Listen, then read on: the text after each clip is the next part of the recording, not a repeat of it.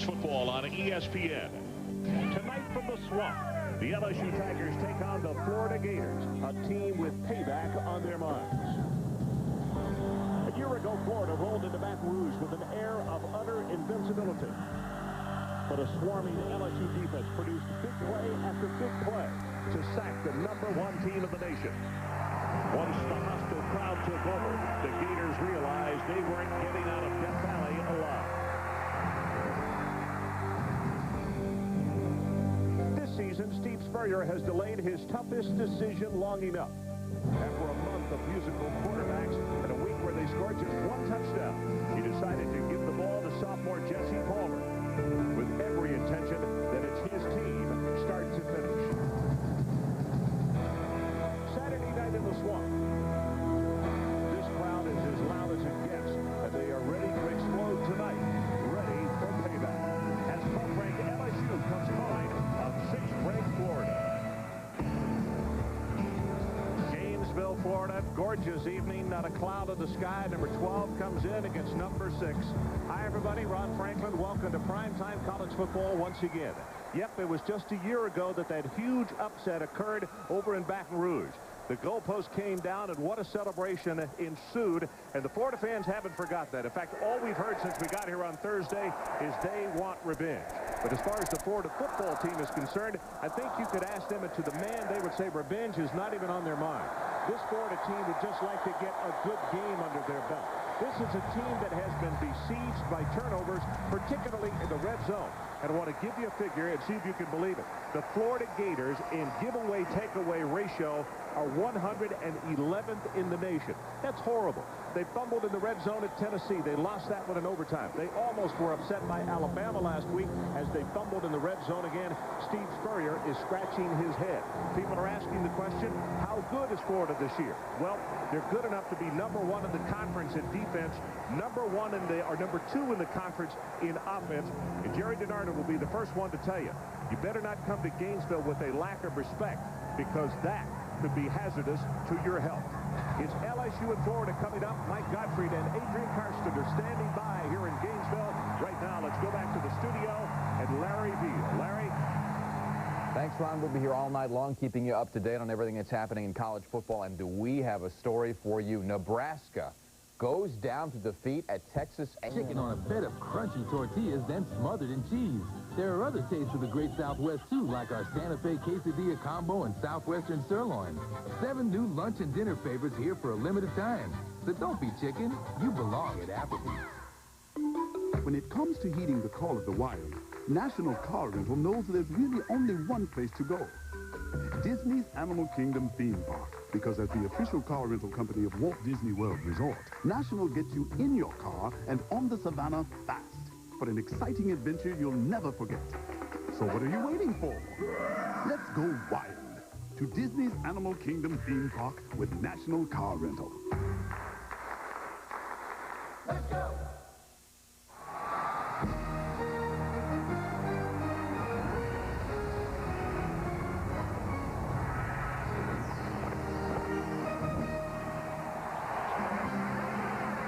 The Swamp, and for good reason. They don't even want a breath of air in here. They want it to be hot and humid and uncomfortable as possible on the opposition.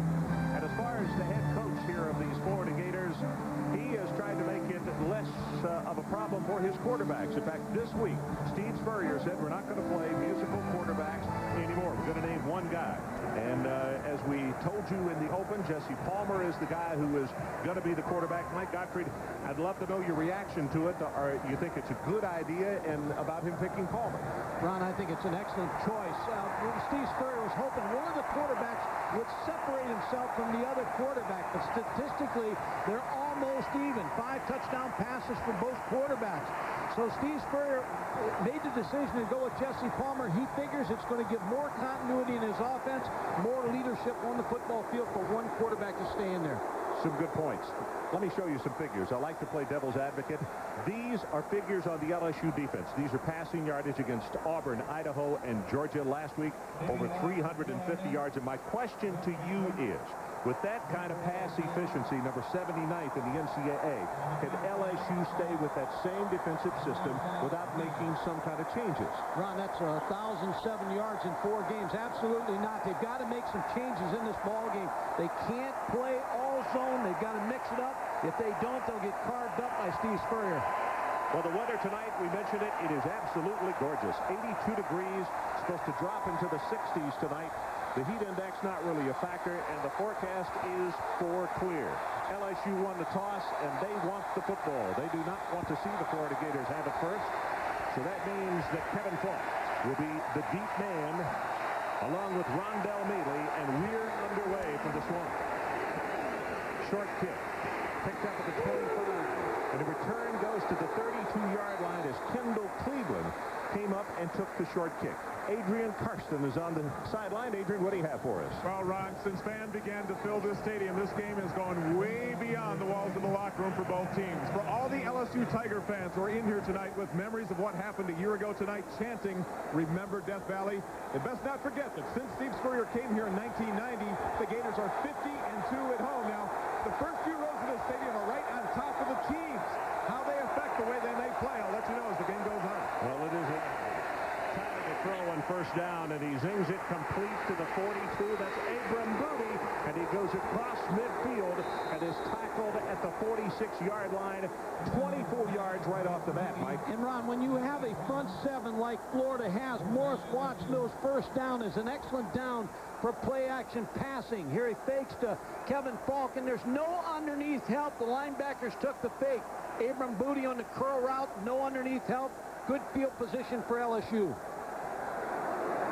Well, Ed Chester is down at the 47-yard line.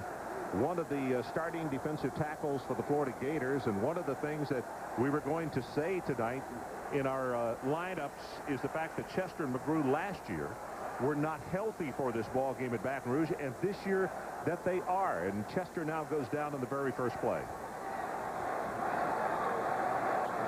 Ed Chester is the barometer. When we talked to Bobby Stoops, the defensive coordinator, he said he's the barometer on our defensive line. Hasn't had the number of sacks that he usually has at this point, but Bobby Stoops felt like he'd have a big game tonight. Well, Stoops out and visiting with one of the officials already, and we're going to take a commercial break. 14:41 left to play in this opening quarter. We'll be back with more. Good morning. This is the Farm Report. Pork bellies, wheat, and soy futures. Where am I? Waking up is hard, wherever you are. Good morning, sir. But coffee helps. And cereal and fresh fruit. Ooh, that definitely helps. And before long, He did it again. Unbelievable. you're a human again. This town's not so bad. Complimentary breakfast at Comfort Inn and Comfort Suites. It's more than a room. It's comfort. Need brakes? Come to Midas for a break on brakes. Now just $69.95 after rebate. You'll get our standard brake service and our lifetime guarantee. Midas is $69.95 brakes. It's worth stopping for.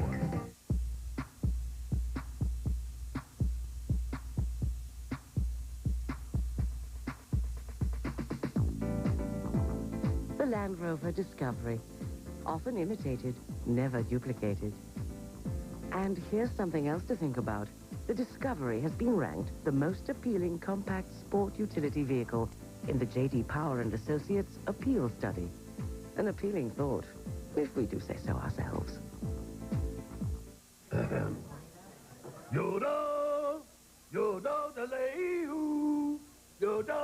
At Plank Road, we don't do everything well. Fortunately, beer is something we do well. Ice House, thanks and enjoy. ESPN's presentation of college football is brought to you by Priority Mail from the U.S. Postal Service and by Discovery, taking you everywhere for 50 years.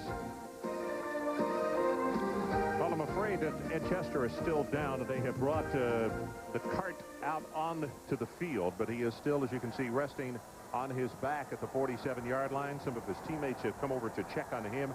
So right now, when we still have a pause of the action, let's check in with Larry Beal. Larry? All right, thank you, Ron. Certainly we hope the best for Ed Chester as he's getting medical attention. Let's look through the scoreboard because there was a major surprise today as Nebraska, the #2 ranked team in the country, upended in College Station by Texas A&M 28-21.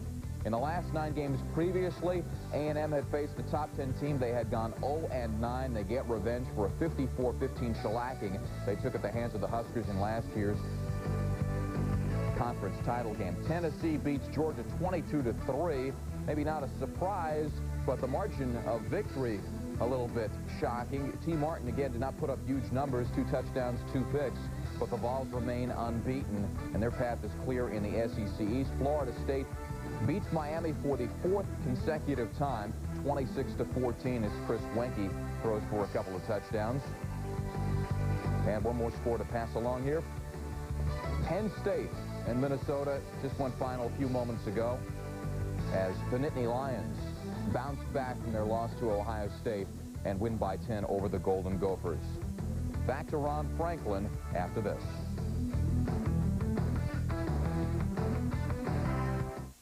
State Farm presents Rules of the Game. We're talking about tripping. In this play, the left guard intentionally extends his leg to trip the opponent. What is the penalty? What if your car slips off the road in Slippery Rock? Or you need the name of a mechanic in Mechanicsville? Well, if your car is insured by State Farm, just look up the local State Farm agent. Almost anywhere you travel, whether it's a big metropolis or just a little one, a good neighbor is always nearby to help. So if your car gets stolen in Thief River Falls, or you have some trouble in Paradise, hey, don't worry about it. State Farm is there. We're talking about tripping. In this play, the left guard extends his leg to trip the opponent. The penalty is 15 yards from the spot of the foul. Rules of the Game has been brought to you by State Farm. Like a good neighbor, State Farm is there.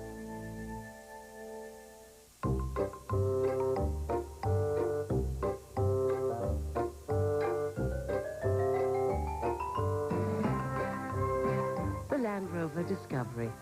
Often imitated, never duplicated. And here's something else to think about. The Discovery has been ranked the most appealing compact sport utility vehicle in the J.D. Power & Associates Appeal Study. An appealing thought, if we do say so ourselves. With his size and speed, inside linebacker Andy Katzenmoyer is the RoboCop of linebackers. Minnesota versus Ohio State at noon. And Saturday on ESPN. So we're back. Ed Chester has just been put on the dolly, and they have not taken him off the field as yet. Both teams, not only his teammates from Florida, but the LSU team came over individually to shake his hand and to wish him well. Mike, take us through the replay. You lose him, but it looks as though he just twisted it on his own. Right here. Right here, I believe, is Ed Chester.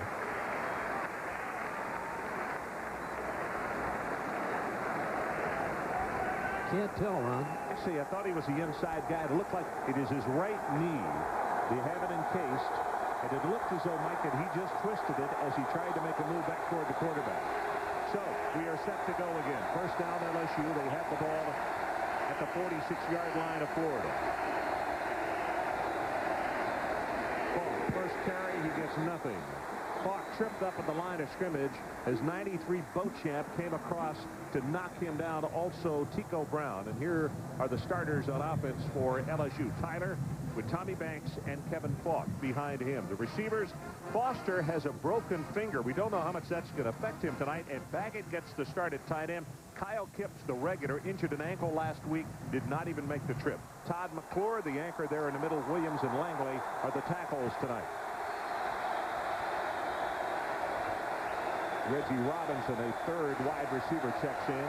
Short drop to throw, and he underthrows Booty, and it's probably a good thing because I'll tell you, Tony George was right there to do the intercept as Cohen was putting on pressure. Defensively, here are the starters for the Florida Gators. The down 4. Beauchamp, Derek Chambers in the ballgame now, McGrew, and Cohen, who had the pressure just now when the quarterback. The linebackers, Kearse gets all the publicity, but keep an eye on number 29, Mike Peterson from Alachua. He is very, very good on the weak side. Georgian Cromartie, who is a freshman, gets to start at one of the corners. Brown and Grady are the safeties. Third down, line to make is the 36 of Florida.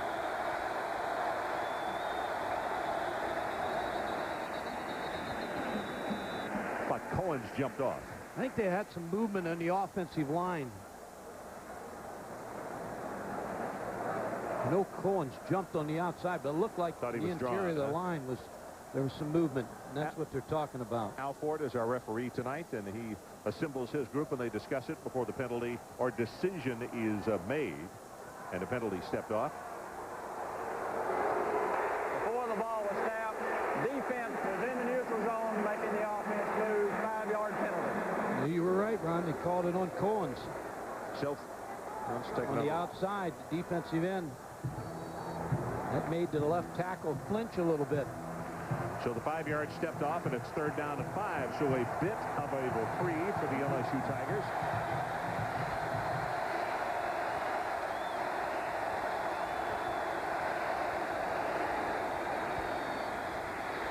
Tyler picks up one and then pays for it dearly. And the man I was just talking about, Mike Peterson, finishes him off, but Willie Cohen's is the man who forced him out of the pocket again. And Mike Peterson did finish him off, Ron, and made that play because Herb Tyler was on his way for a first down, and Bobby Stoops said he has the ability to run to make those first downs. Jeremy Witten, who is the Pooch punter for LSU, stands back just across midfield. And Travis McGriff, the lone safety for Florida. Kick off the side of his foot, and he wanted to pooch it, but not quite this short. Wow, that thing may not be more than 10 yards. Adrian Carson, let's check in with you. Ron, the word on Ed Chester, the man who just went down for the Florida Gators, the defensive tackle, dislocated right knee. Rather than try and make any improvement or adjustments to that injury here at the field, he is now on his way to the local hospital for x-rays and tests, I am told, by the medical staff for the Gators. Obviously will play no longer in this game.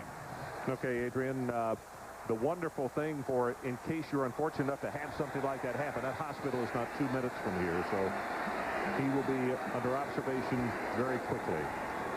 First down for the Gators. You can see the kick only went to the 26. Palmer, first throw. Pressure is on, and they're going to tackle him. Now, it's not going to be a sack because he picked up 3 yards, but it's Arnold Miller who makes the stop, and it was Booger McFarland who forced him out of the pocket. Here are the starters offensively for the Gators. Palmer with Frazier and Terry Jackson. The wide receivers, they have a multitude of talented people. Nafis Kareem and Travis McGiff, the 2 starters. White Edge is the tight end, and up front, Zach Pillar is the pillar, so to speak, out there with left tackle. The leader of that offensive group. Blitz right up the middle. The handoff goes to Jackson, and I'm telling you, he's going nowhere. Joe Wesley came on the blitz, and LSU coming out with a different look defensively as we take a look at the starters for the LSU Tigers tonight. The down 3, Mitchell, McFarland, and Jarvis Green. The linebackers, the same as we saw last week. Wesley just made the tackle. Dunson, Jamal Hill, and Arnold Miller. And in the secondary, Cummings and Wood are the corners. Roman and LeBlanc, the safeties. Mark Roman had, 16 tackles last week against Georgia. Third down. Line to make is the 36 of Florida, and Palmer wants a timeout. So there's a break in the action. No score. 11:44 left to play in this opening quarter.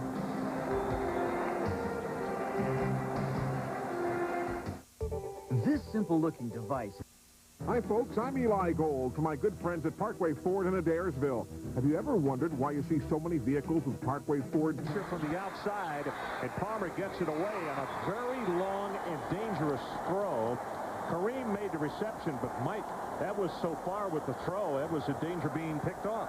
Well, 3 plays and a lot of movement by LSU on the first 2 plays. On third down, a 3-man rush. Arnold Miller, one of the 3 men rushing, number 98, beat the left right tackle Kenyatta Walker and put a lot of pressure on Jesse Palmer. So LSU showing you a little different defense here early in the ball game. So Wazalewski comes on to kick it away. Falk is the deep man, and he is dropped off to around the 28. So Florida comes out and stumbles on their first 3 plays. And LSU with a different look defensively as the kick takes an LSU bounce and it just dies at the 36-yard line. So the Tigers will have excellent field position. Well, coming up next week on ESPN, the #1 ranked Ohio State Buckeyes continue their quest for a national title.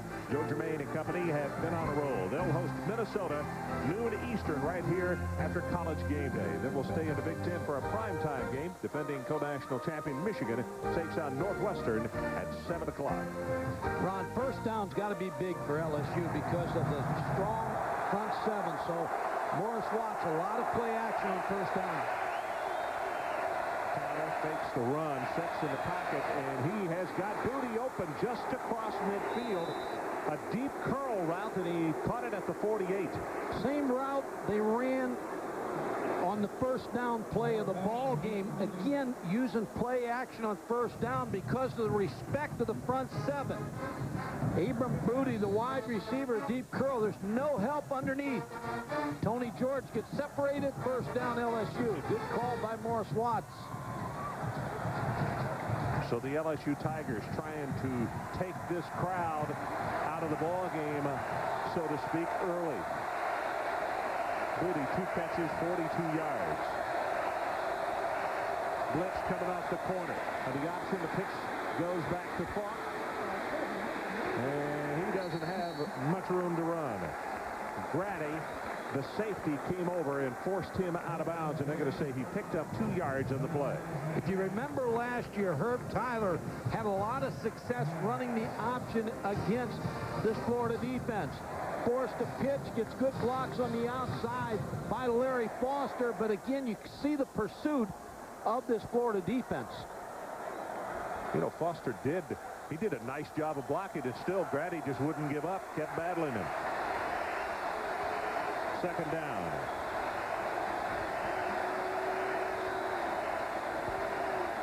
You see the blitz coming from deep in the secondary. Falk gets a block, turns it upfield, and he's open. And tripped up, that would probably have gone for 6 if he doesn't have his feet taken out from under him at the 30.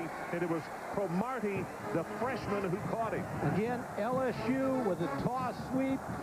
And Kevin Falk showing you what a good back does. He just waits for a seam to open. Then here's the cut inside. Missed arm tackle, and Cromartie saves a touchdown. Here's the nice cut up inside. There's the missed tackle by Rod Grady. LSU Tigers making some noise early. 3 carries, 17 yards for Falk, going for the end zone. And this one's overthrown as Booty had run an out. And he threw the ball deep into the corner of the end zone as Cromartie was trying to cover. Now, we should also tell you that Pollard has been suspended for not going to class, and that's the reason Cromartie is starting tonight. They have great expectations of him, but LSU knows that he's a freshman also. They're going to go after him, Ron. 4 first downs for LSU, and 3 of them have been passes, so they're trying to throw on that first down. Good-looking Bob Stoops on the sideline, who is, of course, the defensive coordinator. Second down and 10 from the Florida 30. Falk hit at the line of scrimmage, and wow, as he snapped back by Beauchamp. That is going to be a loss of about 2 on the play, and rarely do you see Falk hit so squarely and driven back. He normally takes a glancing blow. And that's why we talk about the front 7. Morris Watts, the offensive coordinator, says the best I've ever coached against. Tennessee, he said, only had 7 first downs and had to punt 9 times. So it tells you that offenses have had trouble running the football against this Florida defense. So it's third down, Mike, and if they want to keep this one going, they need to take it to the Florida 20. Boy, that snap almost got away from him. Right over the middle. He has got his man, Reggie Robinson. 17 yards, and Herb Tyler continues to impress. Ron, he's won 26 times in his 32 times he started. He doesn't get rattled. He's a senior. He gets the ball, bad snap off the right. He hits Reggie Robinson on a quick post pattern. The interesting thing is he knew in that Florida coverage there was a center fielder sitting there, and Reggie still went up, had the concentration to catch the football.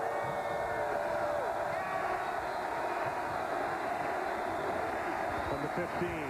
Fought left side, fights his way down to the 10-yard line. Mike Peterson trips him up.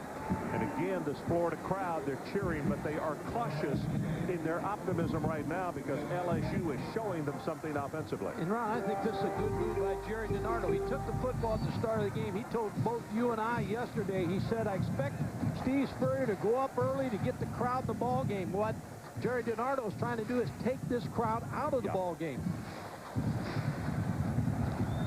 No score.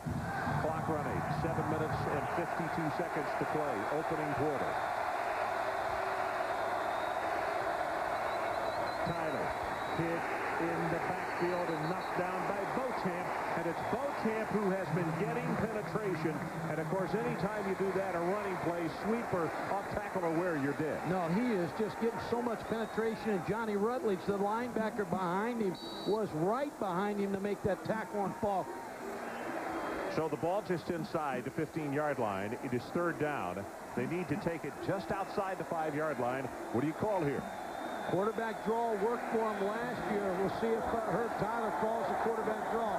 This is the 9th play of the LSU drive. Tigers do not want to go for 3. They want 6. Wings it out. What a one-handed catch, but a great defensive play by Mike Peterson. Falk reached up with one hand and grabbed it down. So the field goal will come from about 4 yards closer than it was. And Ron, this is big right here to get the edge, get up on Florida right away. Danny Boyd is going to do the place kicking tonight. Last week he got muscle spasms, you know, and he left the game. But he says he's okay tonight. It's a 30-yard attempt. But that right hash mark, plenty of distance, and he's good. So Boyd breaks the early 0-0 tie, and it's 6:28 left to play opening quarter. LSU goes on the scoreboard first.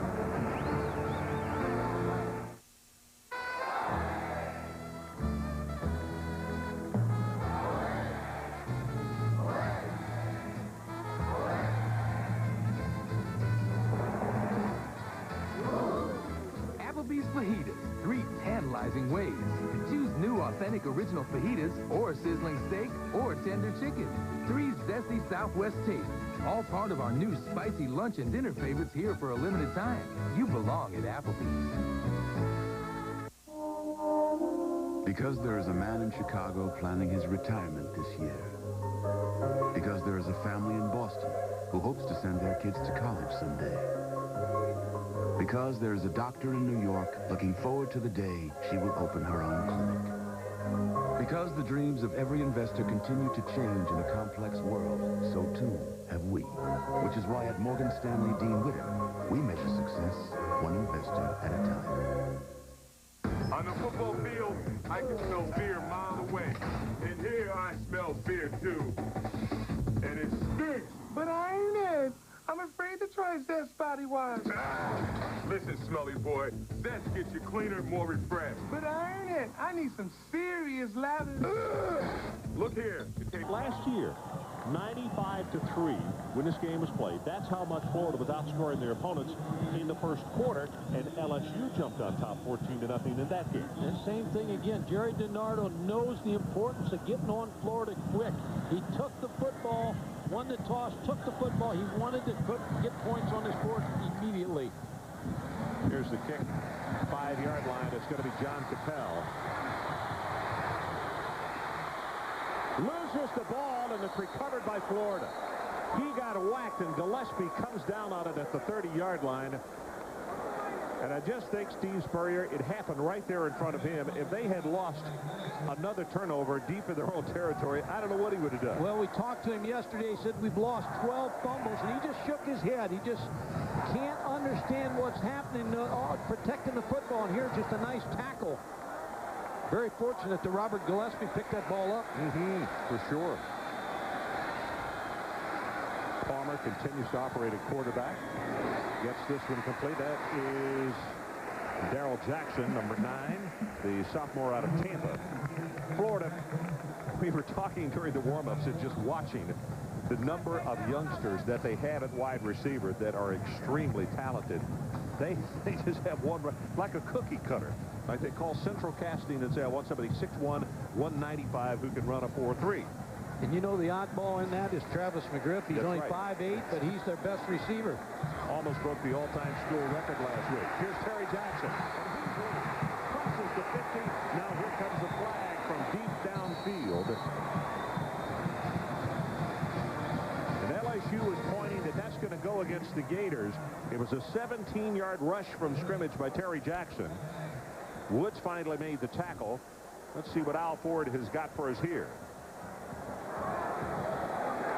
Holding during the run, 10 yards from the spot of the foul. Repeat, second down. Well, more frustration. And you notice he doesn't wear the visor anymore, so we can't keep a visor spike count. I didn't think that sent a good message, but, I mean, these things continue to happen. Fumbles and penalties. Here's another point, Ron. You wonder how much the Tennessee score is affecting Florida early in the ball game. Gillespie checks into the lineup, loses the ball, and he gets down on it, I believe, at the 36-yard line. Mark Roman was right there on top of him. Gillespie, who was a freshman out of Hattiesburg, Mississippi. Look at this number. Lost fumbles, they're 112th in the nation. Turnovers and turnover margin, as we mentioned, off the top of the telecast, 111. That's just so un-Florida-like. Too many mistakes, and Steve Spurrier decided it was time to go to one quarterback, and maybe that would correct some of the mistakes. So it's third down. They need to take it out to the 40-yard line to keep it going as Doug Johnson watches patiently on the sideline. Right over the middle, ball is overthrown. Hard to tell who he was throwing that pass to. Gillespie, I believe, and Florida has a player down at the 38-yard line. It is Rod Frazier, the sophomore out of Bradenton, and he is still down as the trainers come out to take a look at him. In case you missed the top of the telecast on the very first play from scrimmage, Ed Chester, the fine defensive tackle for the Florida Gators, a senior out of Spring Hill, went down with a dislocated kneecap, and he had to be taken to the locker room. And now Frazier is down. Frazier, the brother of Tommy Frazier.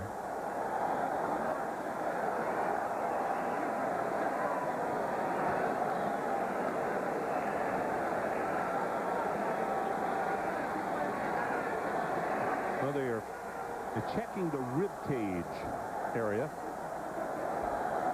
But he is going to come up quickly, so this is a pretty good sign. Maybe just the wind knocked out of him.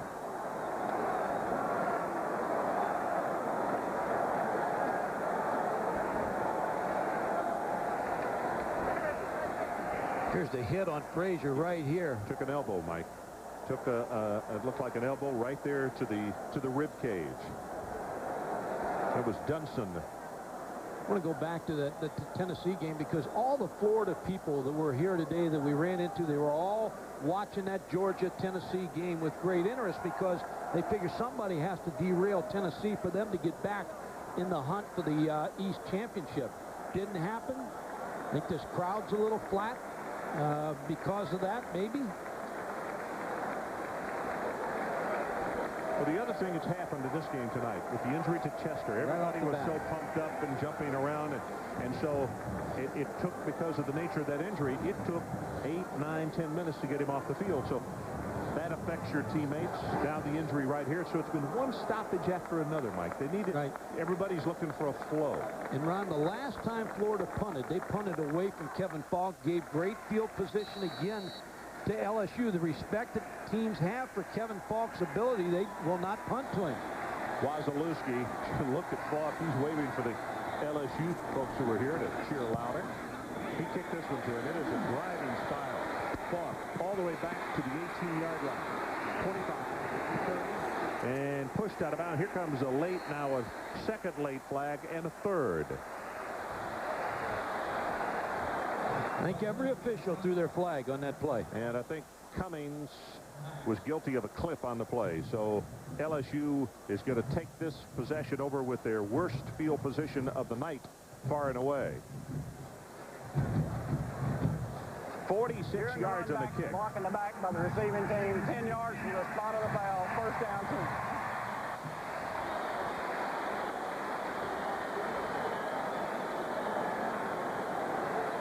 So Here we go right here. Try to pin Kevin Falk into the sideline if you're going to punt the football to him. I'm sorry, Mike. No, it's all right. You can see that push right in the back. So they're going to start it off at the 19-yard line. 4 first down plays, 3 throws already on first down. Let's see if Herb Tyler continues.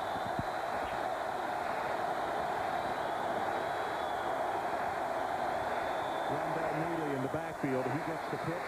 And boy, does he get whacked hard by Grady.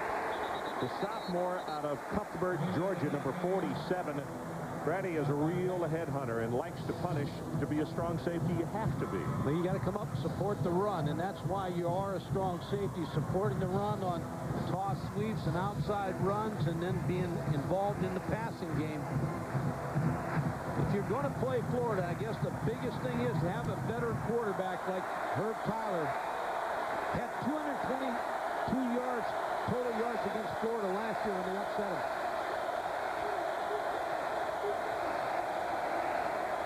Pressure from the outside, going to go on top. They got one-on-one coverage, but Booty, the ball was well overthrown. Looked as though Tico Brown had the cover on him. And LSU with a player now down at the 10-yard line, and that is Tyler. Tony George came on a corner blitz and I believe hit Herb Tyler.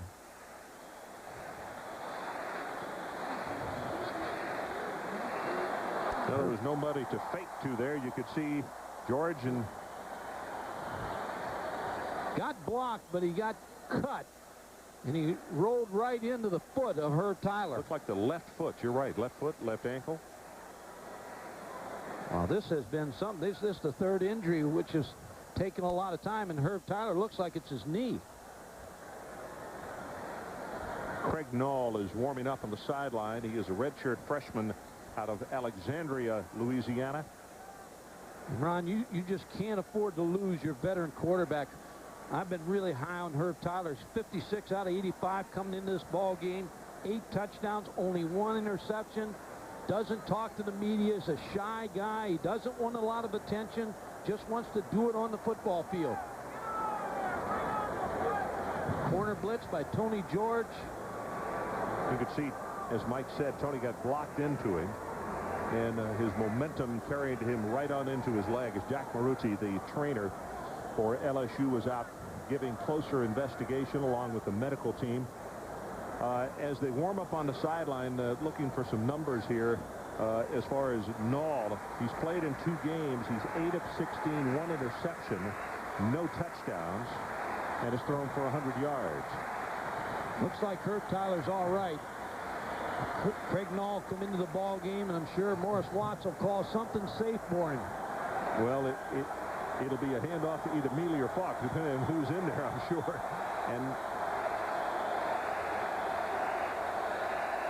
you're right. That man, Morris Watts, does not want to have to go with a young redshirt freshman, not down here. There's the running play, and I think you can look up and see number 14 come right back off the bench as Cohen stripped him up. Actually, it's punting time, so Tyler will get a chance to stay over there, and they can work on him a little bit more. Standing ovation for the Florida defense. Ron, this should give Florida pretty good offensive field position, and I look for Steve Spurrier to throw the ball downfield a little bit more this next series. Corey Gibbs kicking into a slight breeze. Travis McGriff is the deep man for Florida. Pressure right at the middle, and they knocked him down, and here's a flag. McGriff will make the catch, no fair catch, and he is tackled immediately. Wow, that's good coverage. 40 yards on the punt. Have a personal foul, roughing the kicker, gets the defense, 15 yards, automatic first down. Well, that's big, Ron, there. Looked like Florida had a chance to block this kick. Manuel is the one who ran into it. Isn't it? Yeah, right there, number 4. Tried to pull off. Just got too far. Usually when you practice that, Ron, you know the punter is going to be at a certain depth because you look at the tapes, you put a towel there all week, and you'd say that's the point you don't want to go past. as you work to get to that towel to try to block the kick. But Manuel got it a little bit too far. Big cheer from the LSU faithful who are over here for Tyler, who comes on the field. You can see that look of frustration on Steve Spurrier's face.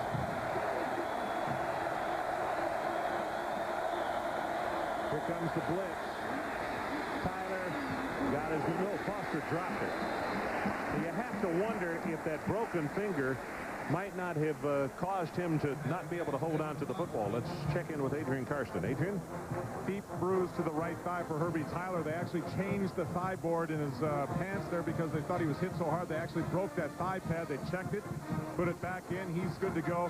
Didn't even give him any treatment. No ice, no nothing. He just wanted to get back in. He thought just moving that around would actually make it feel better, Ron. Okay, Adrian, thanks. Good report. Good hustle there, big guy. 2nd down and 10. Under 3 minutes to play, opening quarter. 3-0 LSU. Banks, the fullback, and he goes nowhere. As you can see, Curse and Reggie McGrew combining down on the bottom of that stack. Well, when we watched practice on Thursday, Florida, they constantly, Bobby Stoops was working on Tommy Banks, the fullback. They ran a lot of trap plays against the Florida defense last year with some success. Tommy Banks did not have a running carry in the game last week against Georgia. He's only had 8 carries coming into the ballgame, mainly a blocking fullback. So it's 3rd down.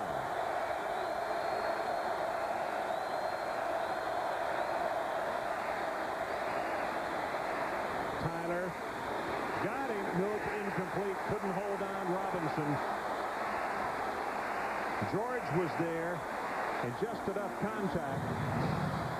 And I think you could tell by that quick conversation that I'm not sure they were totally on the same page of the playbook. And Ron, another tough snap to the right of Herb Tyler. Good enough athlete to overcome it, move to the left. Gets good zip on the football to Reggie Robinson. Just good play in the secondary by Florida. Gibbs again to kick. He was roughed on the last one. Good coverage kick. Very high. Fair catch is signaled for and is made at the 18-yard line. Let's check in with Larry Beal. Larry? Hey, Ron. Take you across the country. Battle out west, USC hosting Cal. Mike Van Rothforst completing only 45% of his passes. But good things happen when you find R.J. Sowers gets away, 76-yard touch. USC leading 21-7. Back here in the swamp, it's Florida taking over again with poor field position. I expect them to go down the field deep here, Ron. But they are, Mike, on 1st down. Deep over the middle, it's McGriff. He has been Mr. Steady. And as Mike mentioned, he's not big. 5'8", 189, a senior from right here in Gainesville. But came into the game with 85 career catches. Jesse Palmer trying to find him across the field, fakes the draw play, hits Travis McGriff on a dig route, which is a down and across the middle in front of Mark Roman. Roman made that tackle, going to go on top. Almost intercepted at the 25-yard line as the intended receiver was Travis Taylor, a speedster out of Jacksonville, and Davis had the cover. He almost got it. But I like this play calling by Steve Spurrier because it's going to loosen up the LSU defense a little bit. Now you make them defend the width of the football field and the length of the football field. You put a couple deep throws in there. That'll open up the draw and open up the little short passing game. Lou Tepper, defensive coordinator for the LSU Tigers, under some fire this week back over in Baton Rouge over the team's performance last week defensively. Palmer puts air on the distance. There's McGriff, and he got behind him. He's gone. 15, 10, 5, touchdown McGriff. 68 yards.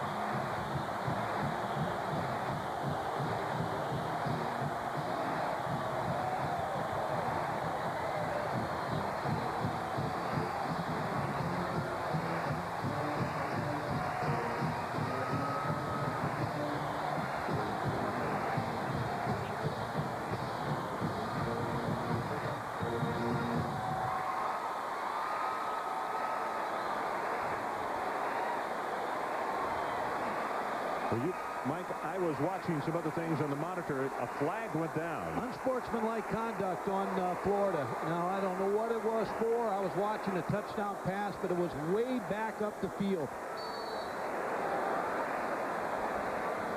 So they'll kick the extra point a little deeper. 35 yards. Jeff Chandler to attempt this extra point.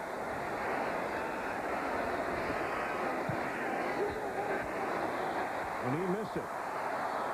So the unsportsmanlike conduct cost him, and you can see Coach Spurrier coming down the sidelines, not in a good mood. Jesse Palmer with a nice throw to Travis McGriff on a corner route. Chris Cummins, number 19. Just a bad job of a pursuit angle. Mike, if you go back and look, he had slipped. He's in the right corner of the picture. Watch the slip right here. He gave him the good step. Yeah. And that was that half a step that went the wrong way. Now that series, Ron, good pass protection by the Florida offensive line. It looked like, again, giving Jesse Palmer time to throw the football. They're throwing the ball deeper down the field in that series of downs. Steve Spurrier talking with the side judge about one-way conversation, too. Well, but here I go back to my point. I get on my stump again. Why in college? Well, why don't we just say who committed the foul and what it was for, and then they can coach and they don't have to continue to run up and down the sideline. I agree, because everybody looked at Travis McGriff running in for the touchdown, and the penalty was about at the 40-yard line. Chandler with the kickoff, line drive, and this one's going to go out of the back of the end zone.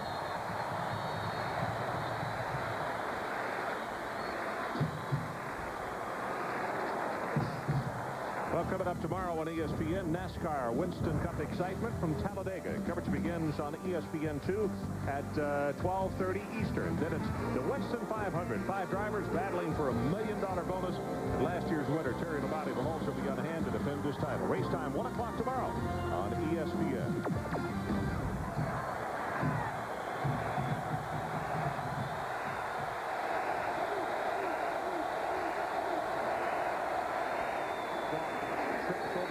Banks. Rutledge was there as well, but he's going to have a gain of about 3. Ron, now as the game develops, Bobby Stoops gets the information from upstairs, the coaches upstairs, of what's the pass protection, what's the pass patterns, and what it looks like on down and distance of what LSU is trying to do. Now you try to zero in a little bit on the game plan and try to figure out different formations. Now what you want to do defensively. Bobby Stoops told us yesterday that Florida is playing more zone this year also because of what the offenses are dictating. Deep route, got his man Booty, and the ball just overthrown. We had Tico Brown on an island. Abram Booty made a move on him and separated a little bit, but Herb Tyler couldn't get him the football. Too deep a pass. You were talking about Bobby Stoops, and he said a lot of things offensively that's happening.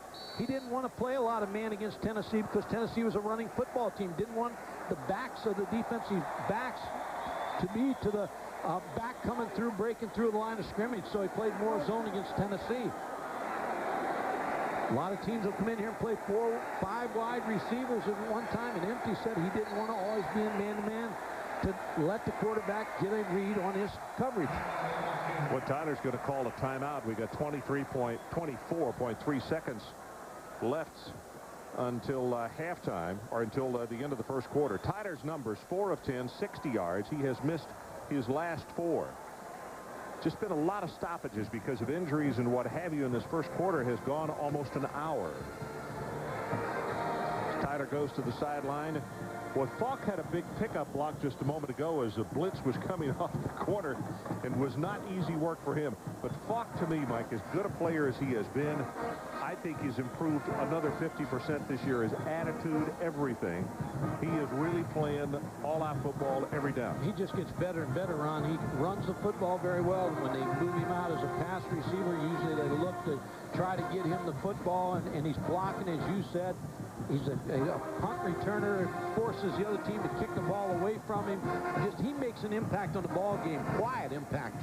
Adrian Karsten, you have more on this subject. Well, Ron, we're talking about a young man who just as very easily could have been in a Gator uniform. He has a lot of respect for Steve Spurrier's first and the Florida tradition's second.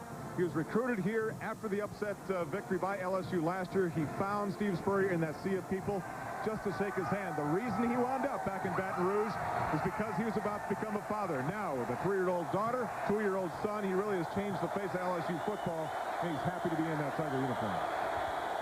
Adrian, it's third down, and they need to take it to the 30-yard line. You see the pressure up the middle, and they dump it off, and there's our man. And Falk is going to take it out across the 35 to the 39, and Tico Brown had to make a secure tackle, or Falk was going to take it the distance. This is a pretty good job by the LSU offensive line of picking up the blitz. Florida brought both inside linebackers and popped a little screen out to Kevin Falk.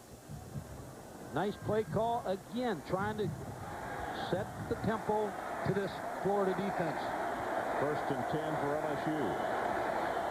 And that's going to be, or this will be, the final play of the first quarter as Tyler rolls and gets it complete. Foster held on at the 45 of Florida. Beg your pardon, it was Moody. 16 yards on the completion, and that is the end of the first quarter. So let's take a break. Florida 6. And the Tigers 3. We'll be back with more right after this. The Land Rover Discovery, often imitated, never duplicated. Welcome back to Gainesville, Florida, 6-3. The Gators on top. LSU receivers in the first quarter. Booty 3 for 58. Falk 2 for 18. And Robinson 1 for 17. Falk getting just as much as he can, and that's not much. He got back to the line of scrimmage. McGrew is on the bottom of the pile. I believe this is, what, the third time that LSU has been in Florida territory in this first half already.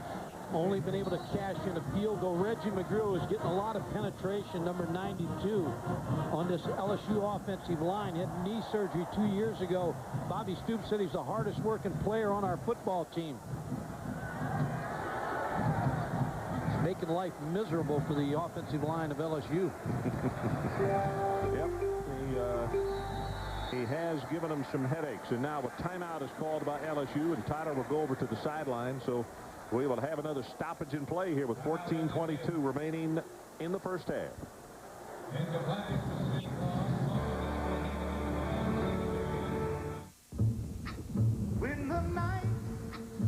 about the timeout just a moment ago, that's the second one in a minute, Mike.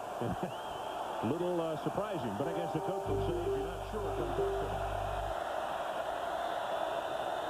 2nd and 10. Wheels it out complete, and that's catch number 4 for Booty. As he makes the grab and steps out of bounds. Tony George was there, but not much he could do about it. And Adrian, let's check in with you. I was talking to Abram Booty yesterday, Ron, at their short practice here with LSU, and he told me the coaches expect me. This is Abram Booty now. The coaches expect me and tell me I should have a career game. They told me, yes, Abram, you do a great job getting separation between your defensive backs. You won great routes, but because of Foster's injury to his hand, expect to have a career game already. 4 catches. 4 for 64.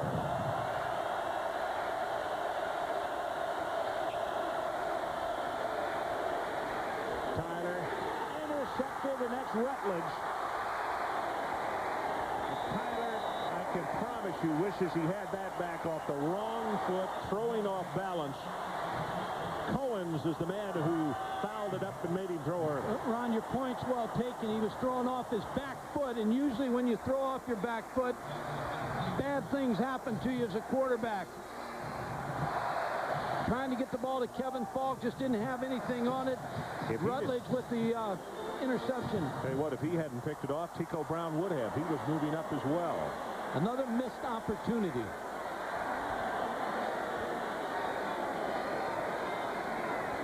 Shotgun formation for Palmer. He's under pressure, and there's going to be hit, and he's sacked by Jarvis Green. Couldn't find anything open in the zone coverage of LSU. They were perfect in their coverage. He was waiting for somebody to come open. Jarvis Green, who came into the ball game with 3.5 sacks, is going to put pressure on Jesse Palmer and force him out of the pocket. Number 20, Gillespie, has come into the lineup.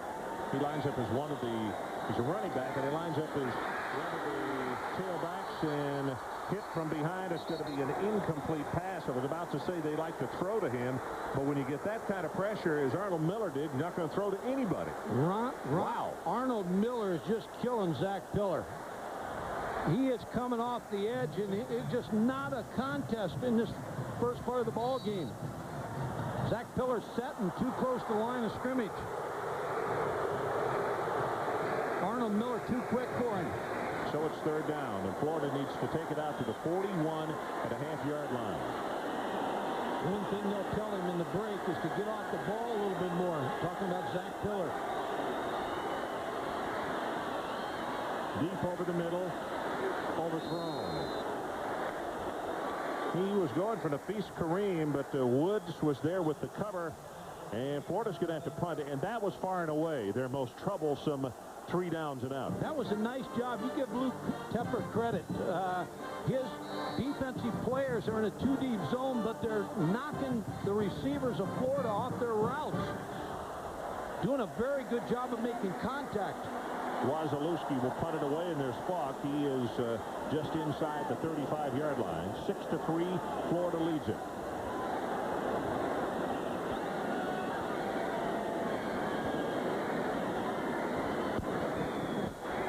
Line drive, returnable kick from the 40, and is going to be knocked out of bounds at the 42. 36 yards on the kick and 2 on the return.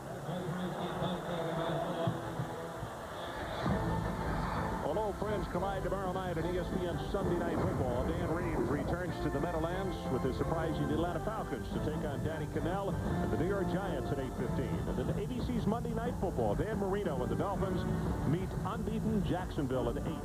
ESPN at ABC, exclusive homes of prime time NFL football.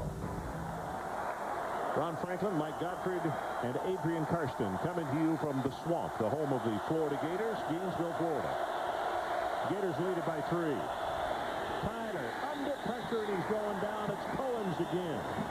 I'm telling you, Cohen's in Beauchamp. If it's not one, it's the other. And Ron, it's quick penetration. I mean, they're not being touched. They're beating the blocks of the offensive line. Number 55, Willie Cohen's right in here, beating the block to the inside. And he's right on Herb Tyler before he can get his shoulders turned to throw the football. You can see Thomasy was going out to try to pick up the outside rush guy, Curse, and he just moved right by him on the inside. Willie Cohen's is nicknamed the Train, and that's what Herb Tyler sees coming after him. Well, he was on schedule. Second down. 17.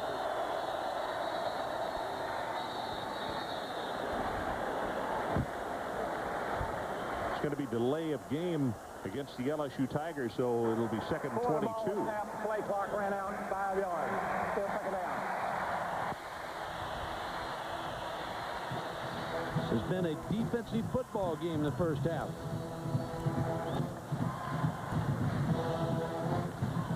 Well, down on the Florida sideline, number 12, Doug Johnson, is loosening up while the defense is on the field, so maybe that would suggest that Steve Spurrier is about to go to another one-quarterback situation with somebody different. Tommy Banks, nothing doing. Stopped at the 30-yard line. It's going to be third down and a long way. That's Rutledge who put the stop on him as you look at Doug.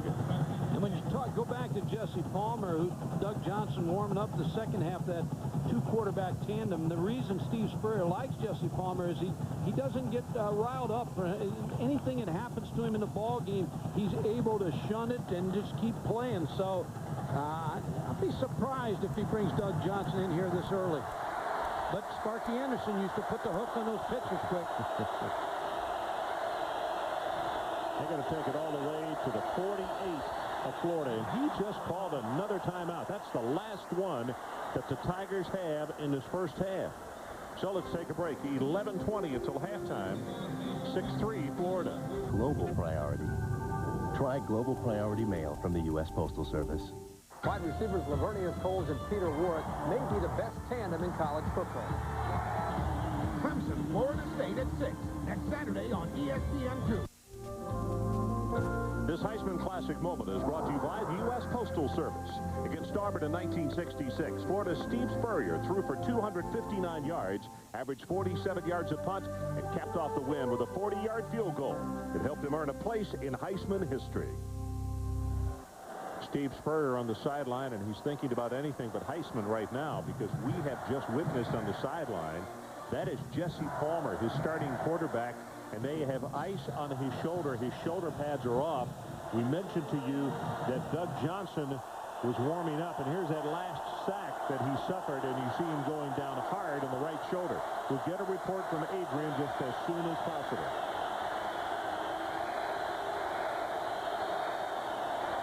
Running play, fought, has 5, and we'll have about 7, and that's it. And I'll tell you, Grady has done a nice job tonight. Adrian, let's check in. What do you have on him?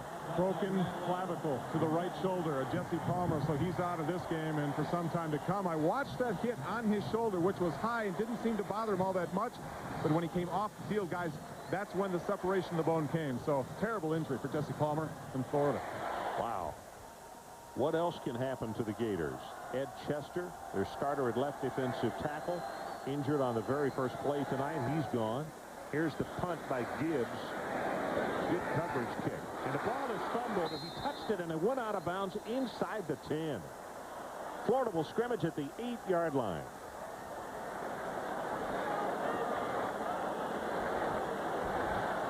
Ron, the good thing about the two-quarterback system is you got Doug Johnson, who's completed 41 of 73 passes, 5 touchdowns, and 1 interception. So he gets a chance to come off the bench now. Was alternating every play before this ball game. You figure now he has got a chance to get hot and carry his football team. Well, one thing's for sure, Mike. It is his football team now with the injury to Palmer. Here's the running play. Jackson, big opening. Jackson, as a flag comes down from behind the play, and I'll tell you, well, I don't even want to suggest it. That could be holding from where it is from where the flag was thrown. And look at Spurrier. He knows that's what it could be. If that's the case, this is 2 huge runs that Jackson has had that have been called back. During the run, holding against the offense, 10-yard penalty, repeat first down.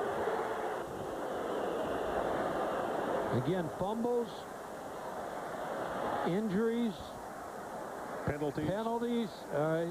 Well, when you got bad field position for starters, and the second time they've had a big run, it's just brought it back with the penalty. And Ron, where this flag comes in, this comes from the back judge. I mean, the flag hasn't been thrown yet. In the secondary.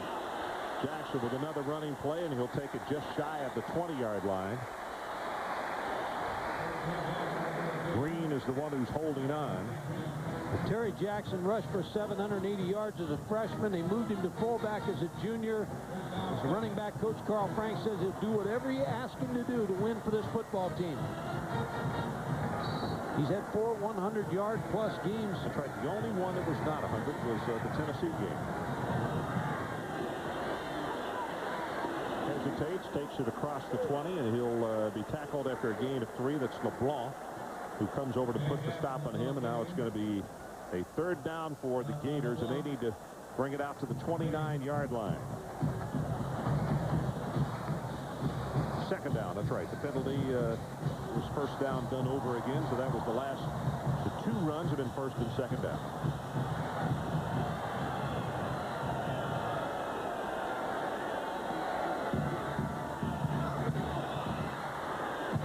Kareem on the completion is tackled immediately. They're going to say to the 26, and let's check in again with Larry Beal. All right, Ron, Kansas State looking to try to take advantage of that loss by Nebraska, move up in the standings. Michael Bishop, this is a pretty pass. In stride, Aaron Lockett sets up a Brian Goolsby touchdown. 10-0 K-State over Colorado. I have a feeling that one could get ugly, Mike. Kansas State, Michael Bishop, one of the best quarterbacks nobody knows about. Florida, 0 of 3 on 3rd down conversions. Jackson not only a first down. He'll have it up close to midfield as Dunson was trying to run him down, but he couldn't match him step for step. That's 21 yards. Ron, when you have a running back that can run with the football and can catch the football, it gives you so many advantages. This is Terry Jackson going to come out of the backfield, and he's going to work against the linebacker, Thomas Dunson, and that's no match. Good, safe throw by Doug Johnson. Terry Jackson moves the first down markers. Actually, Jackson was very smart. He used the umpire as a screen there as well. Gillespie comes back into the lineup, number 20.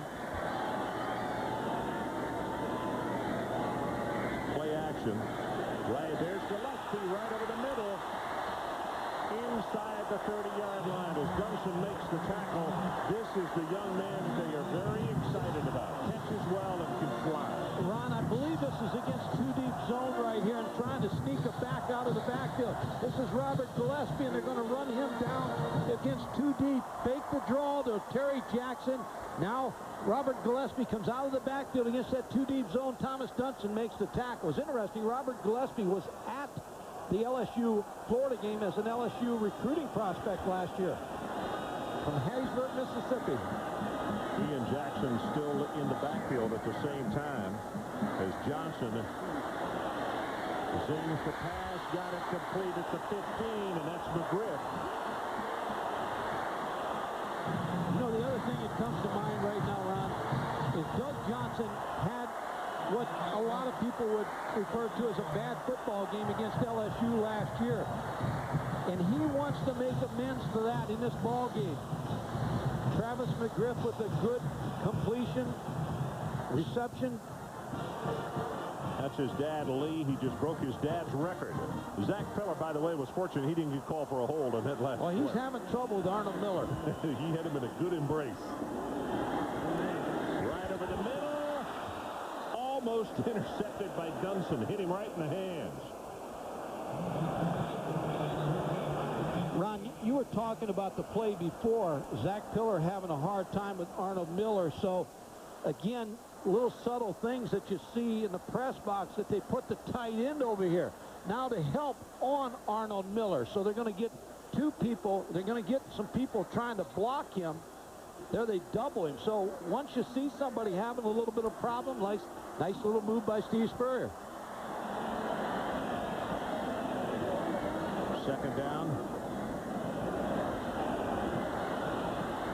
Johnson got it away, and they're going to say, no, he was down. And that is Jarvis Green, who tackled him at the just beyond the 25-yard line. And that's what Lou Tepper wants to see. His front four getting pressure. Arnold Miller, Jarvis Green. When you get a front four getting pressure on the quarterback, you don't have to spend linebackers and secondary people to try to get heat on the quarterback. They've been getting quarterback pressure out of Jarvis Green, Arnold Miller. Well, they've sacked him twice for 27 yards.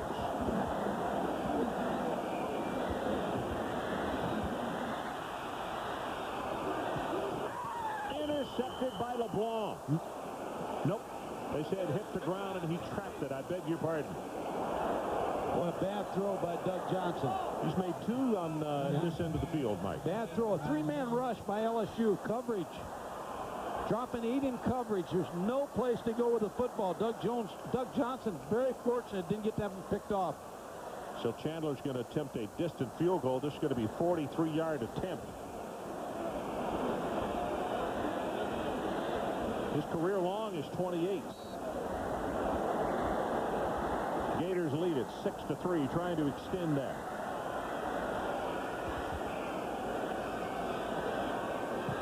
Good pass, and it was wide right.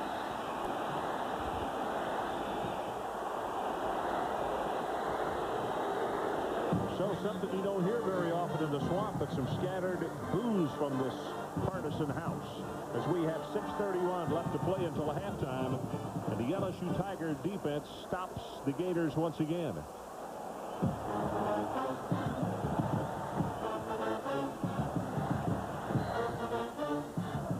Coach Denardo with the body English. I don't know if it helped or not, but it was wide right. He was correct.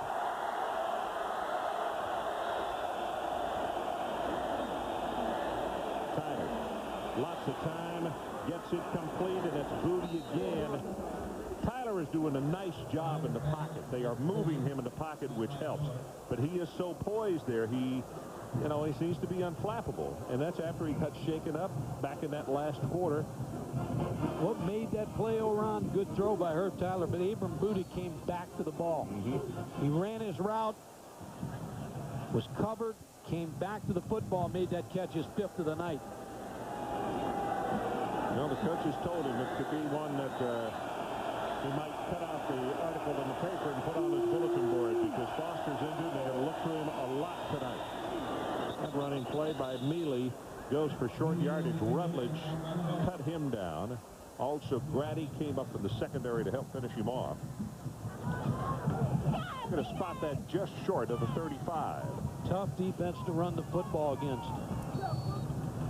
Front 7 may be the best front 7 in college football.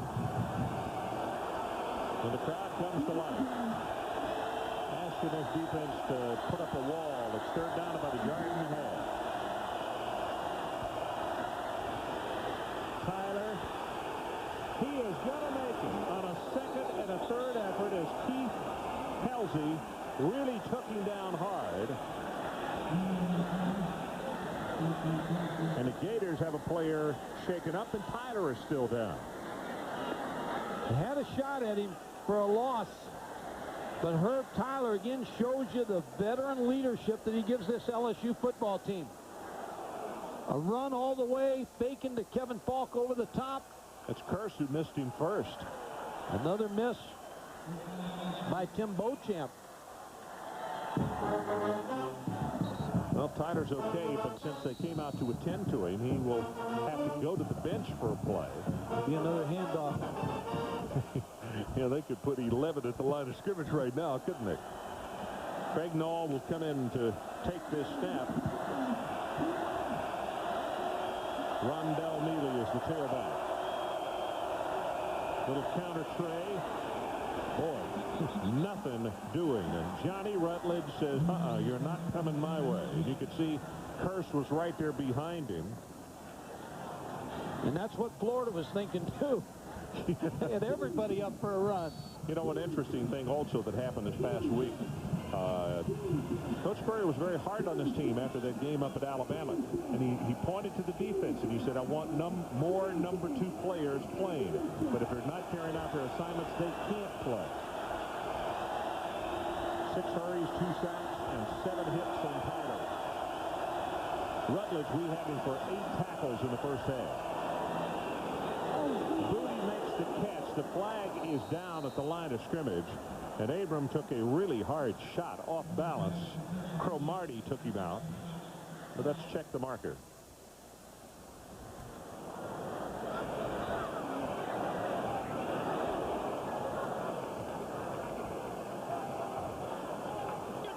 Only 6 men on the line of scrimmage. 5-yard penalty. Still second down. Ron, what happened on this was they went to an unbalanced line. And one of the wide receivers didn't step up because Abram Booty was off, and this wide receiver needed to step on the line of scrimmage to give him the required number. So it was Robinson who didn't step up. By the way, to further that point, Bob Stoops even said if those numbers said we want to play more people, but the number 2s have got to learn their assignments. Just making too many mistakes.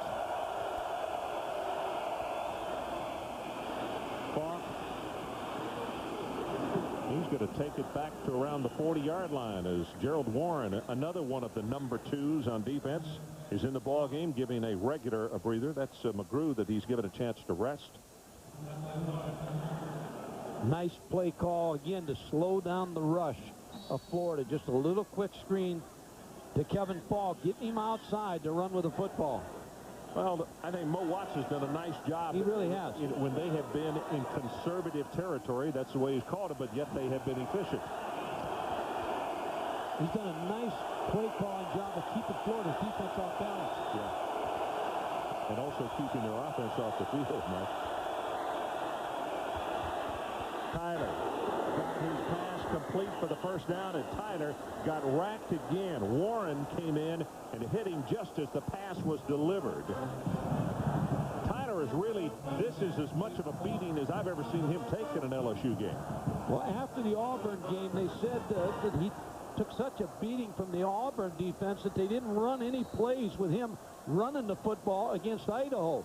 But you can see, again, the pressure of the Florida defense hitting the quarterback. Yeah, McGrew and Warren sandwiching him. But it's a first down for the Tigers. Clock runs at 2:26 until halftime. And they've spent all their timeouts. Going to go on top. Looking for Foster. He's got it at the 5. And touchdown LSU. 51 yards.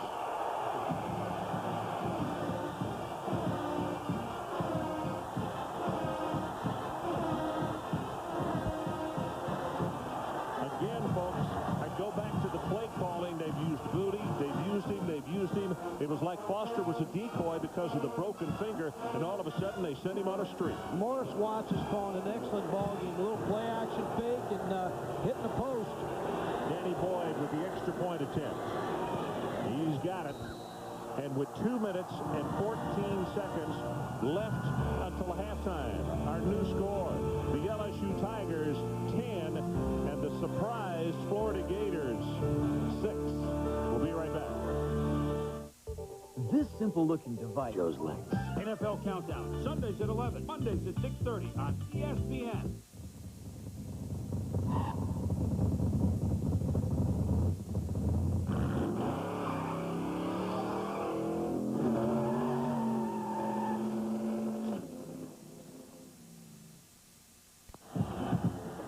Well, there's the man, Larry Foster, the junior out of Harvey, Louisiana. A 51-yard touchdown pass. Give him credit and also give his quarterback credit, who got killed on the play. Well, Morris Watts, the offensive coordinator, is taking his shot against man coverage. Larry Foster against Robert Cromartie for the touchdown. And that's a great feeling when you call a play, a big play, to get your team up 10-6. And as we had mentioned, Foster with a broken finger, they had decoyed with him, and Booty had been the man they had thrown to all night long, and all of a sudden they said, let's send him deep, and they did. Capel's going to have this one fall out of his hand. Let's check in once again with Larry Beal. All right, Ron, coming up on the Buick halftime report, shocker for Nebraska, down go the Huskers. We'll have the highlights from Tennessee and Georgia, plus the game day gang in Athens. That's coming up at the half. All righty. 2 minutes and 5 seconds left here in Gainesville, Florida.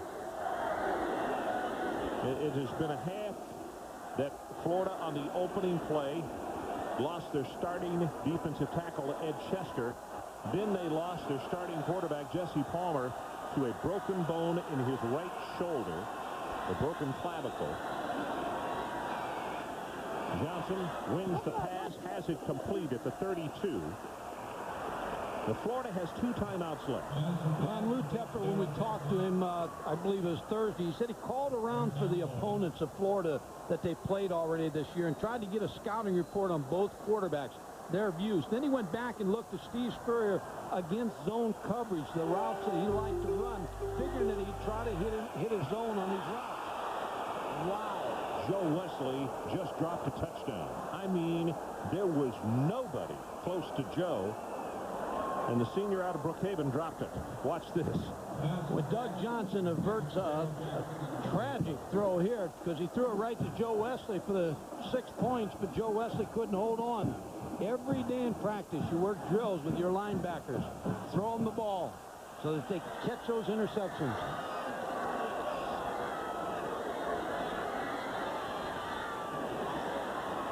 Terry Jackson, little drag route over the middle, got him complete, and he's out to the 50-yard line in the first down. They don't have to use the timeout. This is a good play because you're working Terry Jackson against the linebacker. Now it's Charles Smith in there. Last year versus LSU, 4 interceptions. And all talk this week was some of the Florida players talking about they remember the LSU fans tearing down the goalposts.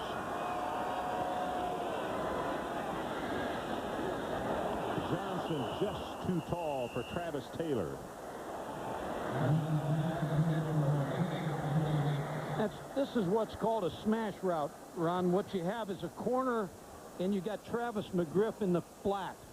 And Travis McGriff was wide open in the flat. He was the easy throw for Doug Johnson, but he tried to put it in there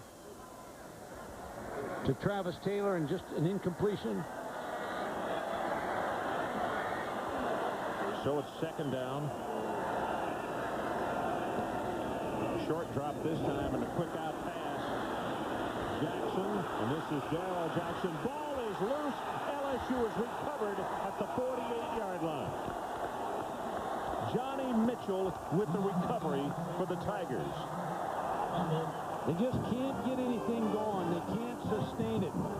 Fumbles have been, as you look at the turnover picture here,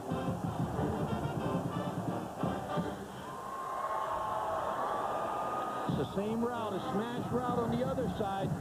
Darrell Jackson with the catch, trying to get more yardage, gets the ball stripped. Joe Wesley in there, Clarence LeBlanc. I think maybe LeBlanc knocked that ball out of there. But another Florida turnover. Pressure on Tyler. He's going to have to run. And is going to be tripped up. That's a nice open field tackle by Collins. And Herb Tyler again shows you he avoided the sack for a 10-yard loss. Beauchamp is the one who forced the play, forced him out of the pocket.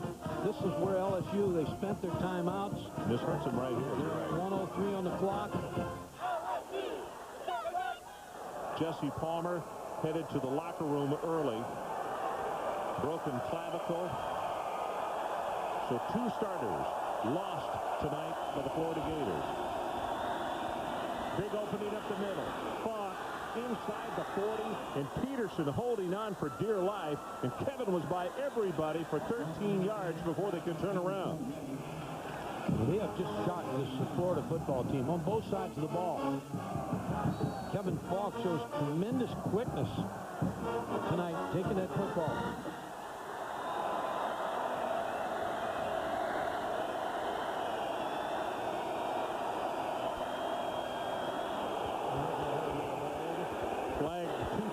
For the end zone, and it's too far as they go into the hedges. And I mean the crowd. Al Jackson just hold out there. Al Jackson, number 71, Ron, he had a takedown. I tell you what, but everybody viewed it. Oh boy, watch it right there. Right here, he's got a hold of. That's Warren. Gerald Warren. Yeah. Tell you, there are some guys at some dance clubs in the state doing two-step tonight that aren't holding their honey that close. Whoa. Well, but Al was protecting his quarterback, so he did, and the flag went down, and the penalty pushes it back to the 46. 21 seconds left until halftime. And LSU is just going to do the smart thing, give it to Falk, let him see if he can break one open and just run the clock down. Peterson again on the tackle. Those linebackers have made a lot of stops tonight. In fact, to back up Mike's point, just the whole front 7, everybody has forced the issue. And Ron, Steve Spurrier has to find a way to settle his football team down. They're playing like a nervous football team. It is halftime here in the Swamp, and there are some surprised folks in this 85,000 plus, because our score at halftime is the LSU Tigers 10 and the Florida Gators 6. Now with the Buick halftime. Are you concerned about losing more hair? Do you wonder how much further it will go? Do you wish you could do something about it? Well, now there's a pill for men with certain types of hair loss. Introducing Propecia. In clinical studies, the vast majority of men, 83%, maintain their current hair count, and most, 66%, regrew some hair. Take it daily and you could see results in as little as 3 months. Propecia is for men only. A small number of men experience certain sexual side effects. Each occurred in less than 2% of men. Women who are or may potentially be pregnant must not use it or handle broken tablets because of the risk of a specific kind of birth defect.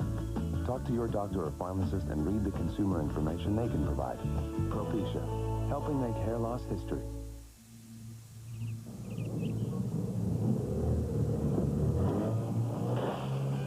I'd Plank Road, we don't do everything well. Fortunately, beer is something we do well.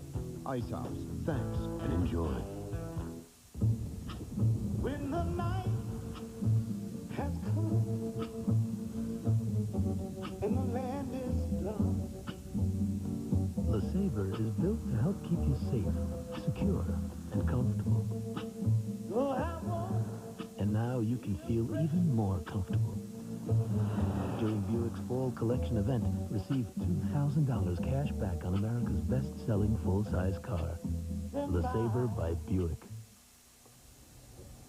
Welcome to the Buick Halftime Report. I'm Larry Beal. We're calling this Shakedown Saturday. For Nebraska, it turned out to be Takedown Saturday. The last time Nebraska played Texas A&M, it was in the conference title game a year ago, Big 12 title game. The final score, 54-15 Huskers. It was a rout. It was never even close. The Aggies did not forget. Tight end Dan Campbell saying, and I quote, "It hurts your pride when you get slaughtered like we did." They're looking for payback, a little revenge. Third quarter, Nebraska down 14-7. Bobby Newcomb looking. Ball comes loose. Warwick Holdman recovers for the touchdown. 21-7, Texas A&M thinking upset. Huskers coming back. Joel Makovicka, fullback, 9-yard run. 28-21, under a minute to go. 3rd and 15 for Nebraska. Looking for that tying touchdown. Newcomb picked off by Cedric Curry. The Curry is hot and flavorful. Down the stretch, Frank Solich is bumming. R.C. Slocum is pumped. The biggest upset of the day, 28-21 A&M, so cancel those Fiesta Bowl reservations for the Huskers. Dante Hall and Jamar Toombs, both over 100 yards rushing for the Aggies. Here's what R.C. Slocum had to say about this. This is a great win for everybody involved with A&M football. Our fans turned out today in maroon and marooned out, and our team showed up ready to play. That yesterday, our crew asked you, what would paradise be? Is this it? It's right now, man. It's right now. Big win for Datwin. Kansas State trying to take advantage of Nebraska's upset. They're playing Colorado. Mike Machete fumbles. Darren Howard recovering for the Wildcats. Next play, Michael Bishop. And this is pretty. This is the way you throw a pass. The bomb. Aaron Lockett. 44-yard reception 3 plays later. Sets the table for Brian Goolsby. Touchdown. 10-0 Kansas State. Kansas State, this is their first real encounter with a big-time team, although the Bucks 5-0, maybe not as good as the number 14 ranking would lead you to believe. We move on. Tennessee and Georgia, battle of top 10 teams. T. Martin, touchdown pass to Cedric Wilson. 15-3 Tennessee in the third quarter. Remember, they don't have Jamal Lewis, their star running back, out for the season. So Martin's got to go to the air more. Peerless Price slashing in. 22-3. Vols. Their defense was awesome. 4th and 10. Georgia getting sneaky here. Champ Bailey's going to throw it. Intercepted by Deion Grant, who would take it back on a long run to the 27-yard line. Tennessee would win it by a final of 22-3. So the Vols stay unbeaten. They should have clear sailing to the SEC title game as they'll dominate the East. Filling in for the injured Jamal Lewis, the 2 Travises, Henry and Stevens, combined for 160 yards rushing. Now, here's how they won the game. Tennessee with D. You're looking at Georgia's offensive stats. They were able to amass only 3 points. The Dogs came in averaging almost 30 per game. Quincy Carter, the Q, the fantastic freshman quarterback, held to 14 of 37 passing. Florida State and Miami. First quarter, Scott Covington finding his tight end, Daniel Franks, wide open. Canes even at 7 apiece with Florida State. Chris Wenke throwing up his back foot to Marvin Minnis. Defenders were there, but didn't know the ball was coming. 14-7 Knowles. Wenke looking for Peter Warwick. This game was a wipeout last year, 45-0. Much closer this time as Warwick, the reception would set up a touchdown. Canes improving, but can't topple the 9th-ranked Knowles 26-14. Chris Wenke threw for 316. Warwick, 7 catches, 190 yards. Remember that 6-pick disaster against NC State? Wenke since then, 8 touchdowns and 0 interceptions. We put football on pause for a moment, turning to the baseball playoffs now. And if you're the Braves, basically must win. Next best thing to must win situation. In the streets that go, the ones that show, with mysteries made clear. In the hands of time and the lights that shine over all that we hold dear. So many things that touch your life start here. In a world of constant change, a solid foundation is the key to success. The 12 institutions comprising the Southeastern Conference form pillars of academic and athletic excellence. For more than 6 decades, the SEC's commitment to teamwork and achievement has provided the foundation for student athletes to become the leaders of the next millennium. The Southeastern Conference, a proven past, a promising future. Welcome back to the Buick Halftime Report. Texas running back Ricky Williams, he better be fast. He's trying to chase down Charles White and Herschel Walker and Tony Dorsett. Today, Williams wearing the number 37 uniform of Doak Walker. Texas and Oklahoma. Walker, of course, befriended Ricky Williams at the Doak Walker Awards ceremony. Unfortunately, the former NFL great passed away a couple of weeks ago. And there is Ricky barreling into the end zone on a 20-yard touchdown, 7-3 Texas. 17-3 in the third quarter. Major Applewhite, the bomb to Wayne McGarity. 97-yard touchdown, longest in school history on a pass play or run play for that matter. 24-3 Longhorns. The Major had 3 touchdown passes, and Williams taking the handoff, sailing into the end zone, had another long run called back. 34-3 is the final. Williams rushes for 139 yards and 2 TDs as he moves past Herschel Walker, now 3rd all-time on the NCAA career rushing list. Missouri beats Iowa State 35-19. Devin West, who's number 3 in the nation rushing, 40 carries, 252 yards. Ohio State and Illinois, top-ranked team in the country, the Buckeyes. Joe Germain to David Boston, splits the seam, he's gone. Ohio State, 3 first-half touchdown passes. The defense, Kurt Kittner, the freshman quarterback, coughs it up. Niall Diggs, who said Illini freshman would be fresh meat, says thank you very much into the end zone. Ohio State cruises 41-0. Joe Germain, at some point, he may get into the Heisman discussion if the Buckeyes keep winning. Throws for 307 and 3 touchdowns. Purdue and Wisconsin just underway on the deuce. No score in the first quarter. We're coming right back with more of the Halftime Report.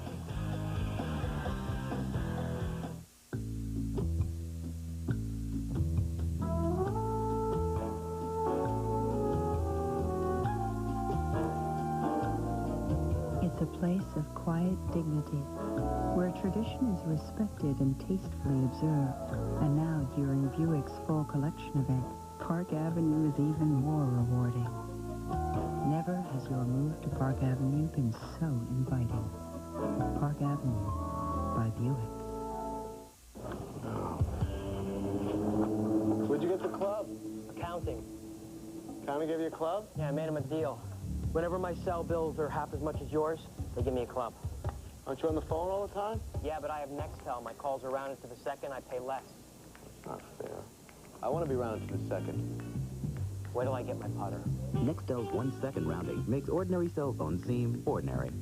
Now save $100 on the new i1000. We remember that moment in our lifetimes when we reached out and had that first discovery and said, my God, it is possible.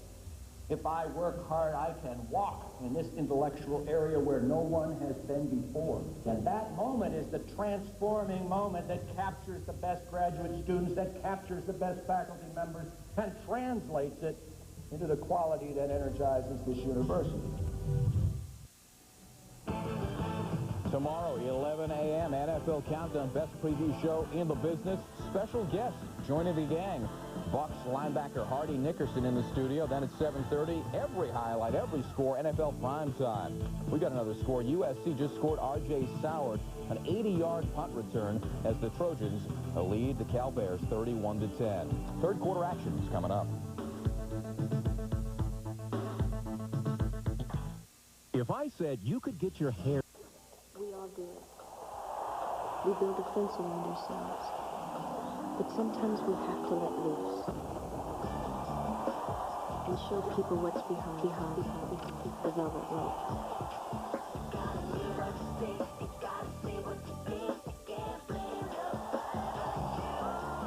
Janice, the Velvet Rope, live from Madison Square Garden.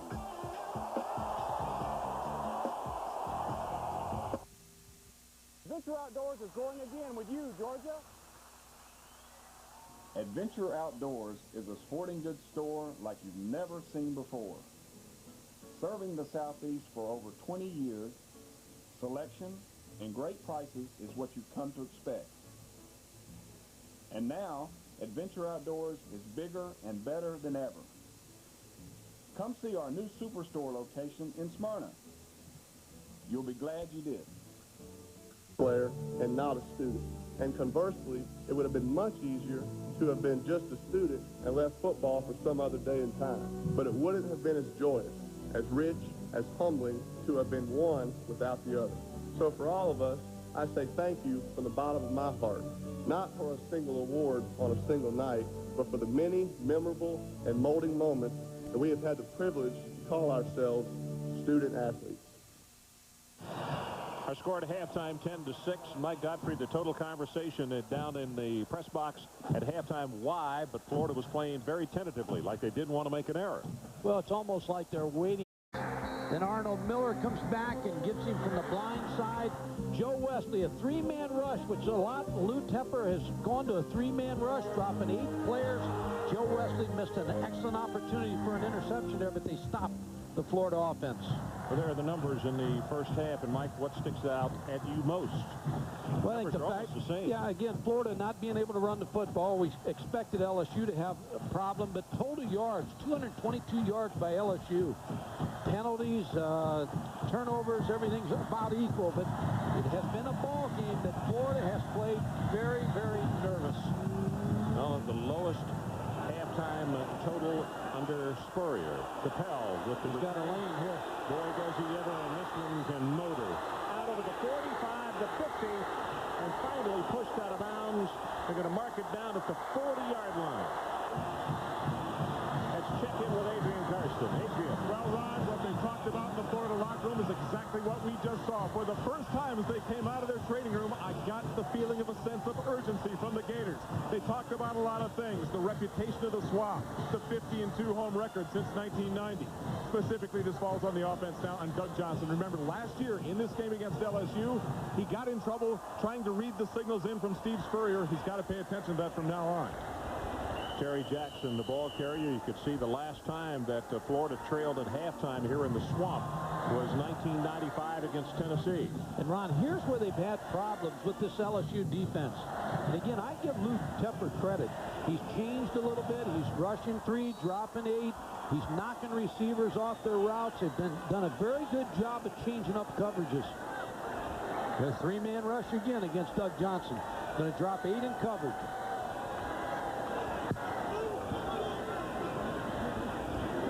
Sends his pass complete. That's McGriff. And he will take it quickly inside the 20-yard line to the 17. Ron, when you do this, when you get a 3-man rush, if you block it well, and they did do a good job of blocking the defensive line of LSU, it's a 3-man rush. You got a lot of time now. A little stun inside here, but good time for Doug Johnson to wait for Travis McGriff to open. And he shows a good, strong arm throwing that curl route.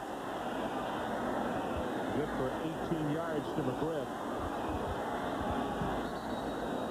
Steve Spurrier was out on the field, and I think one of his wide receivers had to be on the line of scrimmage. So this is a timeout. 13:41 left, third quarter. We'll be right back. Presenting my lovely wife, At Transamerica, we have insurance products and investments for all kinds of families, no matter how much risk you're willing to take. The people in the pyramid working for you. Who else but Sonic could take a great American invention like the toaster and go it one better? Introducing new toaster sandwiches from Sonic. Served on Texas toast made fresh to order in your choice of bacon cheeseburger or chicken club. Both topped with crispy bacon and tangy smoked cheddar cheese. With a terrific taste of something totally different. They're the greatest things since sliced toast. Drive in for a change at Sonic. This month, try our new chocolate-covered peanut butter shake made with Peter Pan peanut butter. Because of our passion for design and engineering, our vehicles speak for themselves. And recently, others have had some great things to say about our quality, too. Sebring Convertible, Total Quality Award. Town & Country, Total Quality Award. Cirrus, Best in Class and Initial Quality by J.D. Power & Associates. Concord, Best in Class and Initial Quality by J.D. Power & Associates. Chrysler, engineered to be great cars. At Transamerica, we have specially priced life insurance policies for people who still exercise without a trainer. Call a Transamerica agent. The people in the pyramid working for you. ESPN's presentation of college football is brought to you by Chrysler, engineered to be great cars. And by Transamerica, the people in the pyramid are working for you.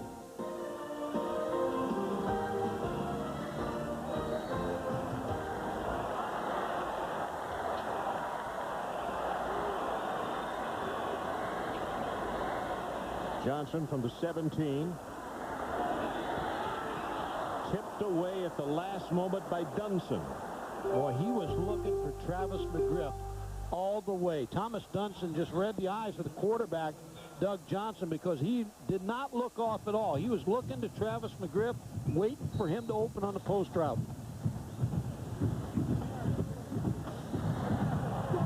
They've had success down here, Ron. Terry Jackson catching the ball out of the backfield against the linebackers.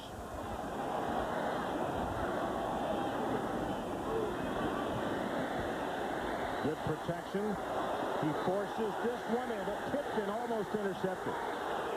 Doug Johnson tonight, Mike, that is 4 passes that rightfully show, so he should have had intercepted tonight. He has really made bad decisions. He's trying to force things in there. He had Terry Jackson open right over the middle, but he tries to get the ball to Nafis Kareem.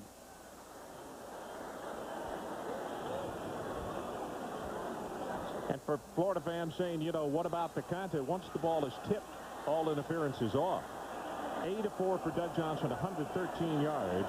So now it's 3rd down, and they need to take it to the 7.5.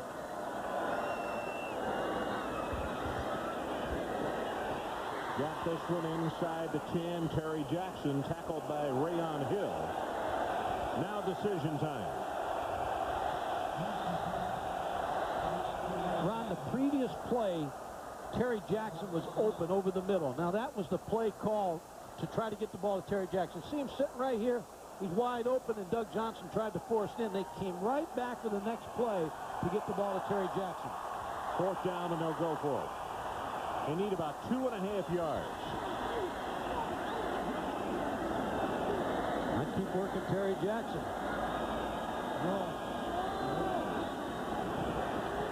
Wide open over the middle. Touchdown. Aaron Kenny, his tight end.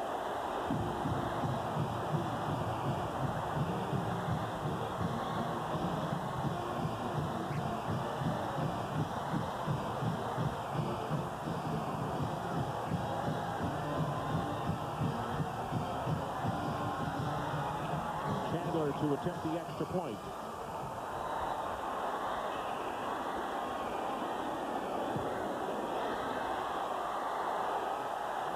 So the Florida Gators have come out of the locker room and ignited this crowd with a long opening kick return. And now with this touchdown pass, and it's Aaron Kenny, the tight end. Priority mail from the U.S. The crowd has been reignited. Ron, that whole series was built around Terry Jackson and what he did. He only caught the ball one time, but he opened up receivers for the touchdown. 1 yard deep, and that's Mealy. Wow, what a special teams play. And that is Teddy Sims, a reserve weak side linebacker, a sophomore out of Belle Glade, and he got around the wedge. Well, Adrian talked moments, and he talked about Steve Spurrier talking about the challenge of protecting your home field, and that's exactly the way Florida has come out on offense and special teams. Now it's the defense's turn. This is the worst start for LSU tonight, field position-wise. Inside their own 15. Tyler's got Booty at the 27. He'll take it to the 29.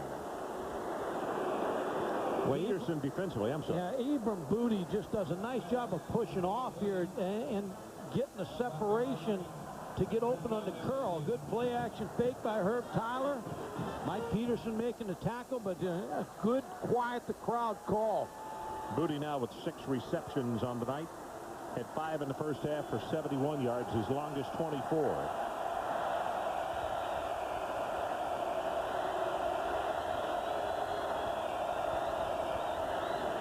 Nothing doing on this running play. Derek Chambers comes across on Kevin Falk. It will nail him for a loss. Well, Derek Chambers in the ball game because of Ed Chester. It makes a play in the backfield. Again, the handoff is taking a little time, Ron, and you see the penetration at Florida's defensive line. They're 4 yards up the field. McGrew has just come out, and Gerald Warren, number 61, is in replacing him. Which would set up the fullback trap. That's a possibility.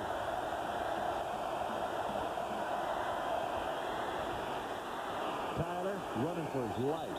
Chambers will make the tackle, and it was Beauchamp who forced it and forced him up into the pocket. Yeah, Beauchamp is in the backfield again, beating the right tackle, getting pressure on Herb Tyler, not getting him a chance to set. So third down, and the LSU, to keep it going, needs to take it out to their own 39. Florida 13, LSU 10. About to go under 11 minutes to play third quarter.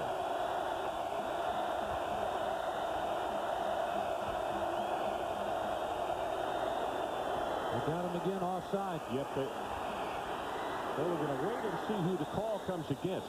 I saw the left tackle flinch.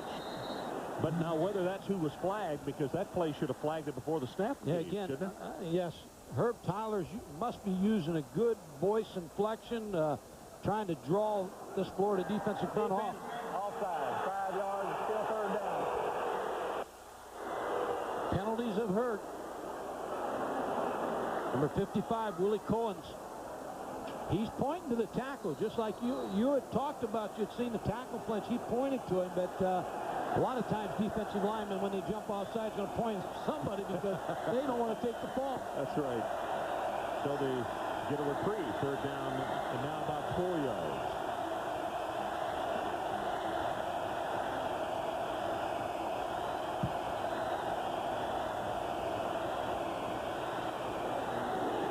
The fingertips of Falk. Oh, my goodness. Probably one that he should have held on to. Grady was out there with him. An option route, and Herb Tyler put it right on the money.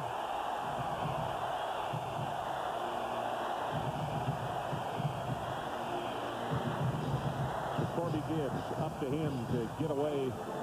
A good kick. McGriff is back deep and is dropped off to inside his own 30-yard line.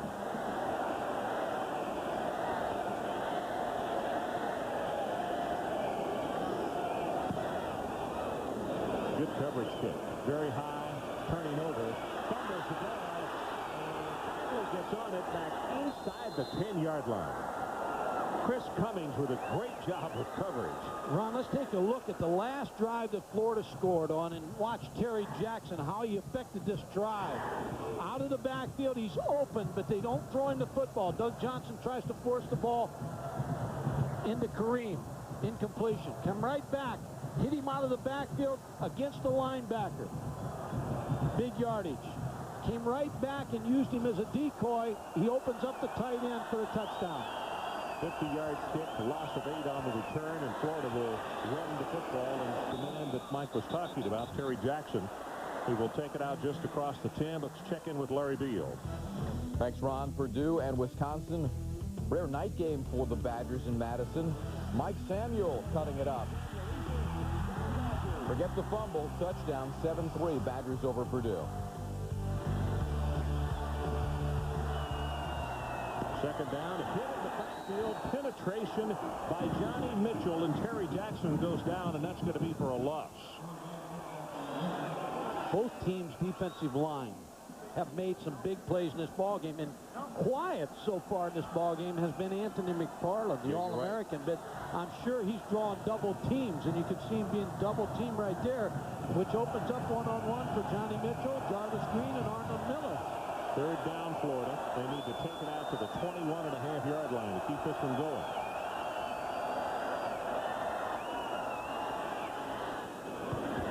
McGriff at the 20-yard line, and it's good for the first down. LeBlanc was there on the cover, but not quickly enough. Well, when you got to have it, you go to your sure-handed receiver. He came into this ball game third in the nation, averaging 140 receiving yards per game. Doug Johnson just hitting him on the quick slant. Travis McGriff for the first down.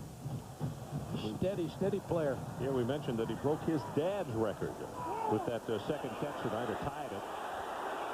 Lucius Jackson has 10 and now 15 yards, and no flag on this one. The difference in the ball game right now, Terry Jackson, the way he's come out in the second half, they're using him. He hurt now, but they're using him in pass receptions. They're using him running the football. He has opened up the game offensively for Florida. 9 carries, 56 yards. Means Gillespie will come into the lineup.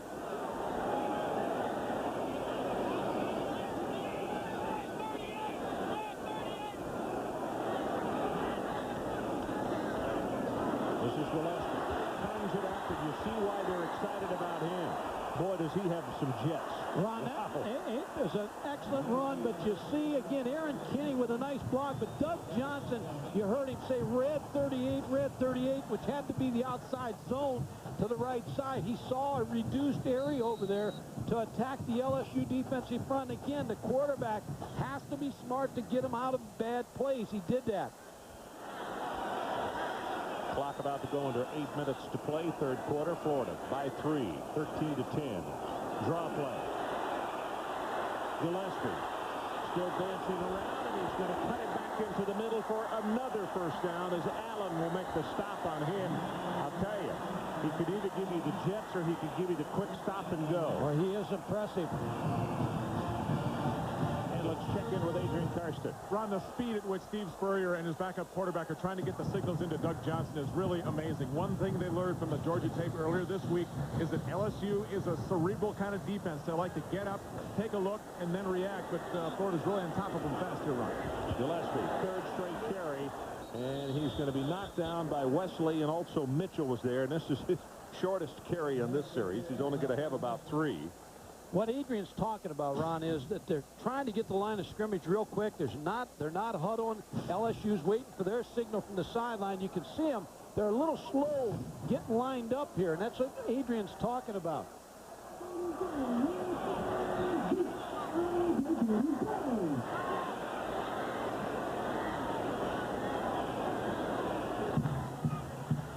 Johnson, deep drop, lobs it over the middle. There's Gillespie again, and he's tagged hard by Rayon Hill, but it is another Florida first down. Well, when Steve Spurrier finds you bleeding a little bit, he's going to cut you a little bit more, and that's what he's finding right now, bringing his running back out of the backfield. This is Gillespie right here coming out of the backfield, making a catch. They haven't stopped that. He's working against linebackers. The zone drops are deep, and LSU having trouble with the back out of the backfield. So it's first down. The line of scrimmage now, the 28. Outside pressure as Johnson steps up and delivers, and it's intercepted at the 10-yard line by Booker. A flag is down, and Booker trying to take it the distance, which he will. Let's see if the flag is LSU or Florida.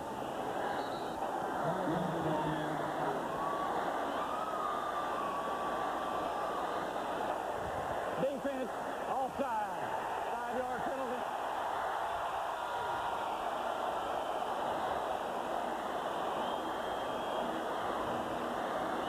Jerry DiNardo just heard Al Ford say defense offside, and you saw the defensive right end trying to get the jump and that split second just cost them a 90-yard touchdown return with an interception. Again, it's what you talked about earlier, Ron. Doug Johnson trying to fit balls in when they're not able to fit them in, and he gets away with another interception. I think I'd keep throwing to Robert Gillespie out of the backfield. I was going to say, and I'm certainly not picking on Doug because he's a fine young athlete and quarterback, but he's got the forces tonight. He's just really trying to get passes in that don't fit. Eugene McCaslin comes into the backfield. Number 32, junior out of Tampa. He's going to take it to the 20. LeBlanc will put the stop on him. So it'll be second down and about 2 for the Florida Gators. A lot of substitutions by Steve Spurrier. Again, not huddling. Terry Jackson on the sideline, injured. They need him back in the ball game. Not huddling. Trying to catch LSU a little slow coming out of the huddle. Looks like they're retaping that left ankle.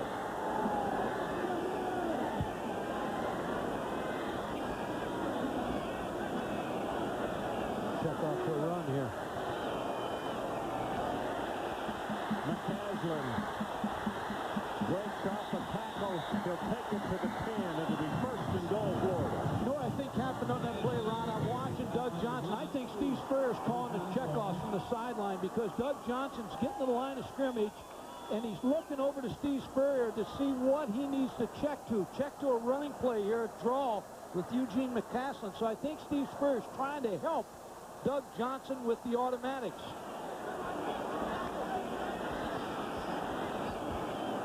10 plays, 84 yards so far on this one. You can see almost 5 minutes consumed from the clock. McCaslin, little hop, step, and jump, and he's inside the 5, down to the 4. Rayon Hill will make the stop, but some nice blocking by that offensive front of Florida. And Ron, this is where they had trouble last week against Alabama and Mike DeBose's team.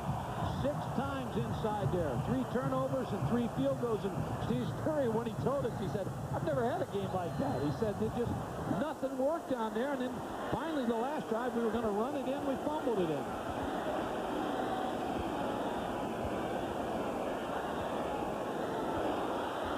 It is loose. Florida has recovered. Anthony McFarland, Ron. They didn't block Anthony McFarland. He had a big shot at causing this fumble. He beat the snap in. And you get a little shaky when you fumble the ball down there a lot. I'll tell you what, if they had fumbled that one from the 5-yard line, then they have had to take Coach Spurrier to the locker room. Yeah. Booger McFarland in the backfield. They're going to take a timeout here. So with 4 minutes left in the third quarter, Gators 13, the Tigers 10, and it is Florida who is threat made. We'll be right back. If I said you could get your hair... We served our first Sonny's barbecue plate in 1968. And now we're celebrating our 30th anniversary with all the barbecue chicken and ribs you can eat. Served Sonny's style with French fries, coleslaw, and garlic bread. All you can eat chicken and ribs for just $6.99. At Sonny's, the good old days just keep getting better and better and better. Yummy. Pawn Shop has the best deals and the lowest prices for your every need. Please your loved one with a beautiful ring, necklace, bracelet, or watch. Or choose from our fine selection of rifles and handguns. And that's not all. Scant's Pawn Shop has the best deals on all types of electronics, such as televisions, VCRs, and various video game systems. So if you're looking for the best deals around, come and see us at Scant's Pawn Shop, where we've got a deal for you. 1409 North Broad Street in Rome. Football. The Atlanta Falcons head to the Meadowlands to take on the New York Football Giants. ESPN Sunday Night Football. Coverage begins at 8:15. Now that sounds like a great game. I don't want to miss it. A great tradition is reborn on ESPN2. Friday Night Fights, showcasing today's best boxing along with classic bouts of the past. This week, Johnson takes on Cardona, plus Part 3 of the Muhammad Ali retrospective. Friday Night Fights, Friday at 8 on ESPN2. With exactly 4 minutes left to go in the third quarter, Steve Spurrier has just reminded his offense, if we can't run it inside the 10-yard line, we don't belong down here. Throughout this week, he has claimed that his offensive line, after last week's game against Alabama, convinced him that once they get down in the red zone, especially inside the 10-yard line, yes, they can run it in. This is a gut check, Ron. Well, Adrian, here are the numbers in the first half. Florida rushing, they attempted it 9 times for 18 yards.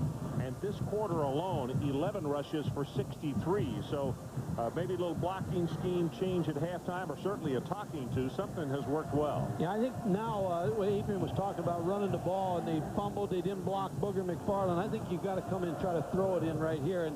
And when I see Doug Johnson, you know he's going to look for Travis McGriff. So LSU better defend number 3 on this play. Mike, the interesting thing is, what is it? Do you grip it too hard? Or why is Florida? They have as good a collection of athletes as anybody in the country. And just like they fumbled, they stood a chance of losing another one in the red zone.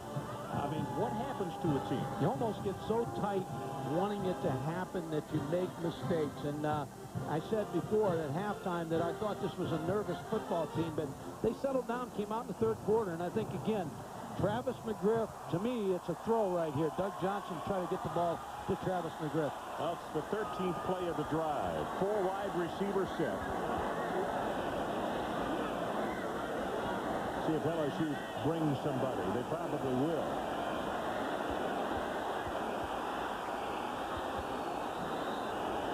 And they have just gotten a delay of game penalty.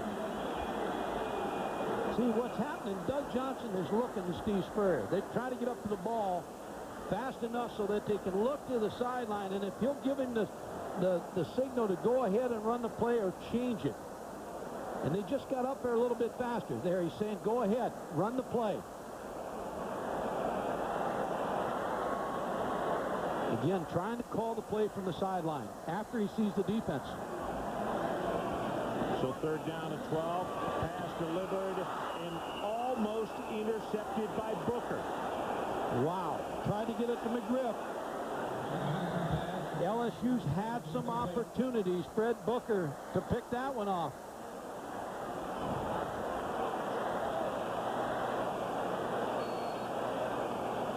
Just trying to force the ball into Travis McGriff. It's going to be a 30-yard attempt as Chandler will attempt this one from the right hash mark.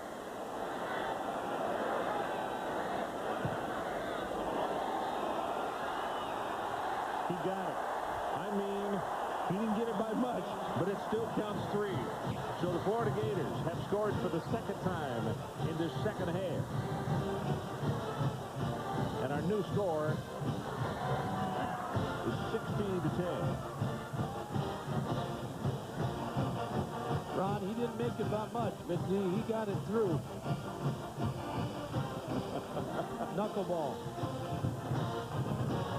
There's a worn-out coach right there. He's trying his best to try to settle this offensive team down. He's starting to make the adjustments from the sideline, trying to help the quarterback. Friday Night Fights on ESPN2. This week's main event, Israel Cardona against Golden Johnston in a junior welterweight bout. And more of our look back at the one and only Muhammad Ali in our Classic Fight segment. Plus news and analysis from your hosts, Brian Kenny and Max Kellerman, each week, 8 o'clock Eastern on Friday Night Fights.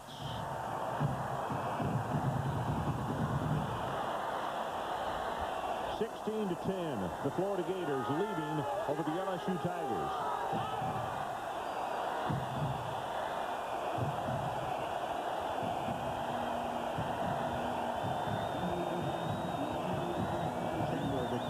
As you look at Falk, back deep, along with Needle.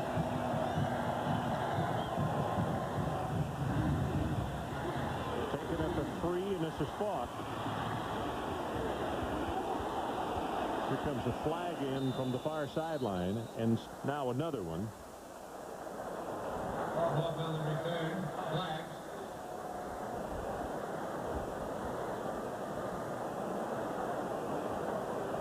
I think one of these is going to be on Florida.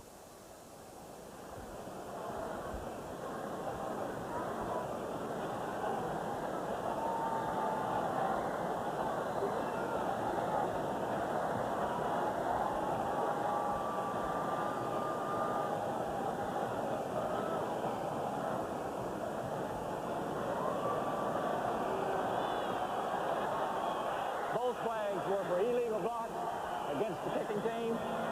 15 yards, first down. And let's check in with Larry Veal.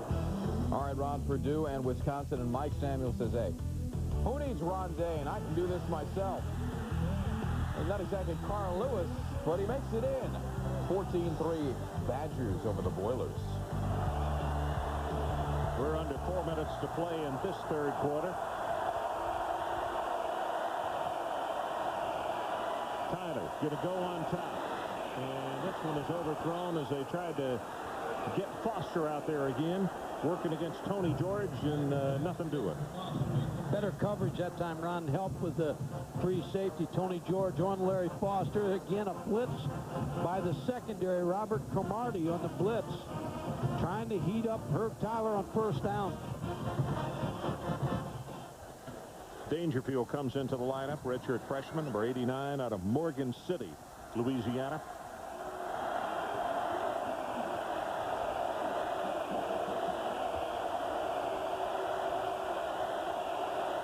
Well, it goes without saying there is more than a little bit of confusion on this play. Yeah, and now here comes a timeout.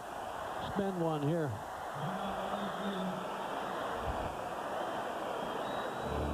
So let's take a break. 3:29 left to play, third quarter.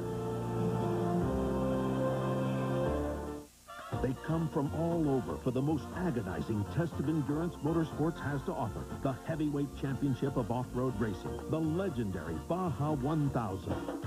Mile after mile of unforgiving terrain that can send even the toughest truck to an early grave, which means it can really be murder on a battery. That's why more drivers who tackle the Baja rely on the Duralast battery than any other. The same Duralast we stock at AutoZone. The Duralast battery. Power you can depend on. Give me land, lots of land beneath the starry skies above. And don't fence me in, no, no, no. Let me ride through the wide open country that I love. But don't fence me in. This weekend, freedom doesn't cost a lot. Call 1-800-EMBASSY now for sweet retreat rates. Embassy Suites. What a difference a stay makes. Don't fence me in. By the end of the week, 7 more lives will be saved. By the end of the day, 16 people who couldn't walk will. By the end of the hour, these special filters will help make 25,000 more gallons of water ready for drinking. And by the end of this message, 1 more premature baby will be protected. All of which is made possible with the help of a material we call plastic. Jesse Palmer back on the sideline. You can see his arm in a sling, broken clavicle. We're trying to get a report and find out how many weeks they think he will be lost. Crowd is really getting loud. It's a 2nd down and 10. Tyler's pass to Booty. Did he catch it? Yes. Inbounds.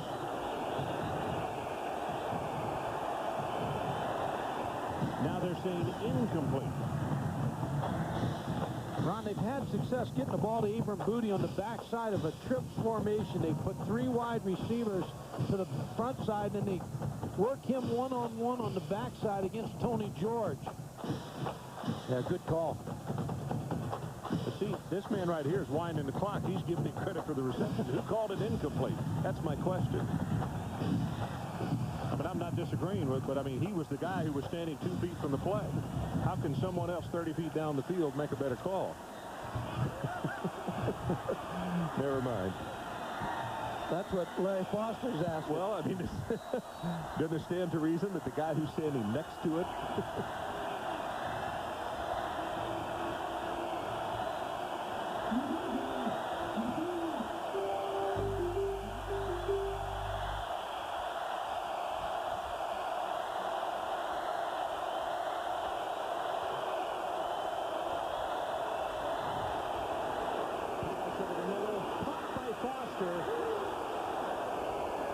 great effort.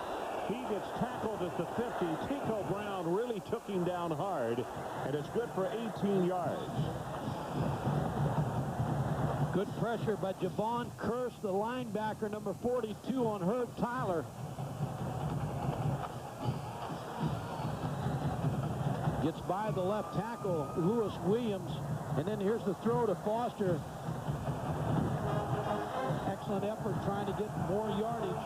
Boy, got turned to flip. 2 catches, 69 yards. One of those a 51-yard touchdown.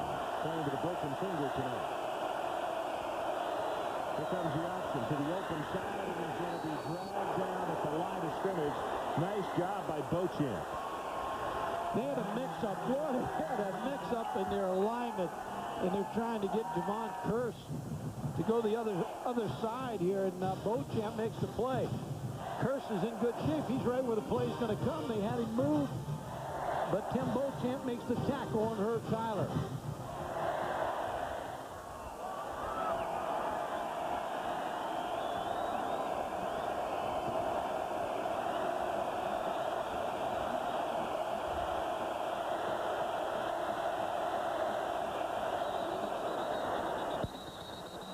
Beauchamp coming across quickly, but movement by the offensive line is what drew him offside.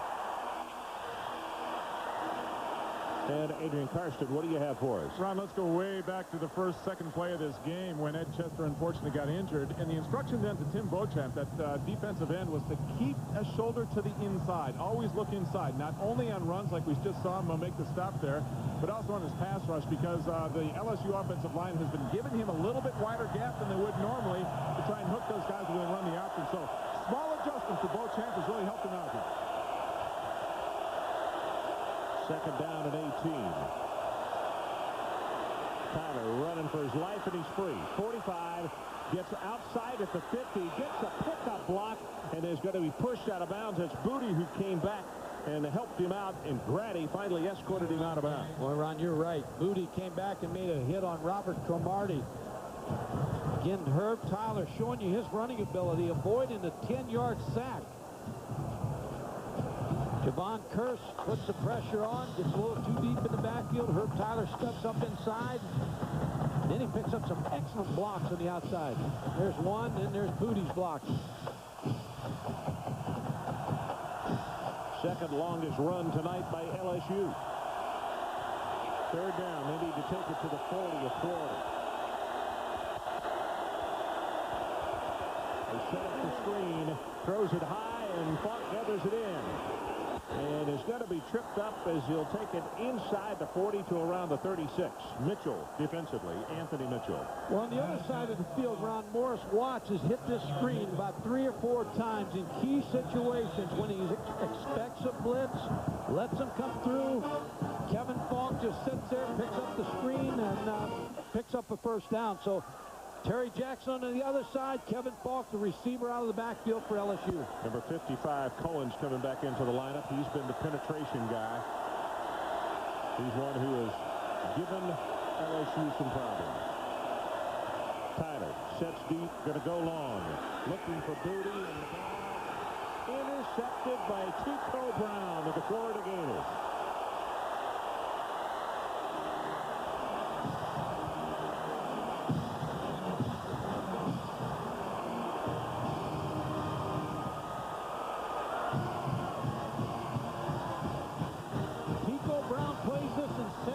Perfectly. Sitting right here, but he'll break to the ball as soon as he sees Herb Tyler's head go.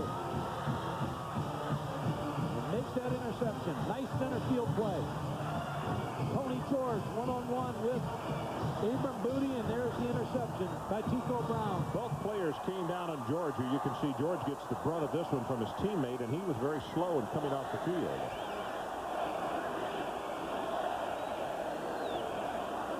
Gillespie is the setback behind Johnson. He'll get the handoff. You see the cut block for him. Turns it upfield, and it's going to be a gain of over 10 yards for him again. Boy, he's not big, but he is very swift. Ron, he has excellent speed. Ryan Kalick, the left guard, number 51, was the person that the guard that made that chop block that you were talking about that opened up Robert Gillespie. Gillespie, 35 yards, 5 attempts. Gillespie to the right side. You can see Cooper Carlisle out there trying to block the hit, and Doug Johnson comes back and tries to help his running back. Finally stopped at the 31, And I can promise you the offensive coaches are thinking right now, Doug, we've already lost our starter tonight. We don't need to lose number 2. Now, just get in the way, but don't try to block him. And it was McFarland he was trying to block. Doug Johnson's going to pick up a block. Robert Gillespie's going to retreat here. And he tried to pick off Booger.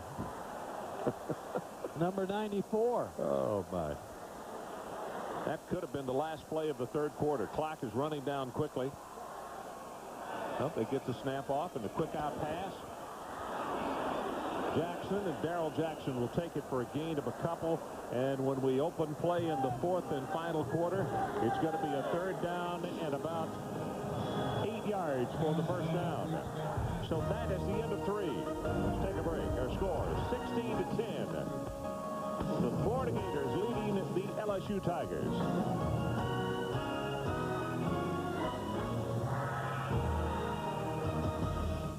To get the feel of this automobile and the thrill, you really have to drive it. It holds the road with the widest stance of any other car in its class. The Chrysler 300M. The technology has changed, but the soul lives on. My cousin Al still swears he never gets enough to eat. So tonight we took him back to the Olive Garden for more of their never-ending pasta bowl. It's any special pasta you like with all the free refills you want, plus all the salad and breadsticks for $6.95. The Olive Garden. When you're here, your family. Now through Monday at Zales, we're having a diamond sale where you can get up to 50% off and more throughout the entire store. Like this 6-carat diamond bracelet for just $12.99. Now through Monday at Zales.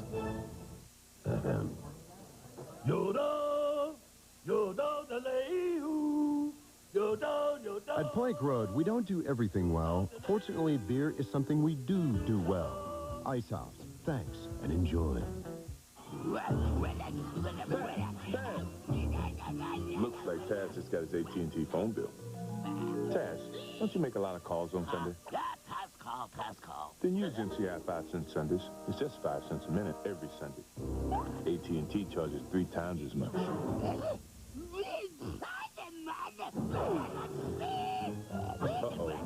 Taz, just call 1-800-SUNDAY. Become an MCI customer. Yeah. Whether you're cleaning up around your new townhouse or your old brownstone, visit the folks in a red vest. They'll help you find everything you need to get your house ready for the change of season. Because Ace is a place with a helpful hardware folks.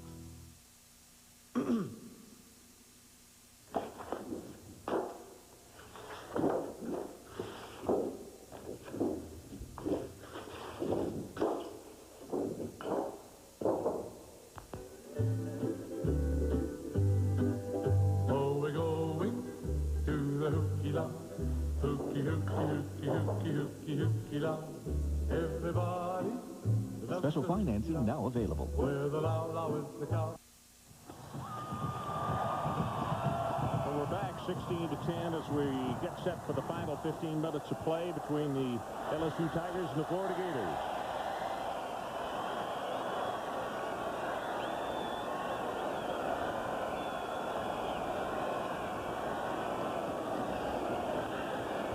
Johnson, go route, just overthrew Nafis Kareem, and wow, just a little shorter on that one at 6. He had what he wanted, Ron. Nafis Kareem, a parade All-American out of high school, fifth-year senior going into spring. Steve Spurrier said, you got to do it now. And he's had an excellent spring and a fall, but just overthrew him.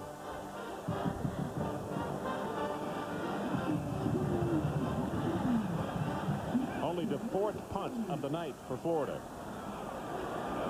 Wazalewski waits for the snap back at the 19-yard line. Falk is the deep man for the Tigers.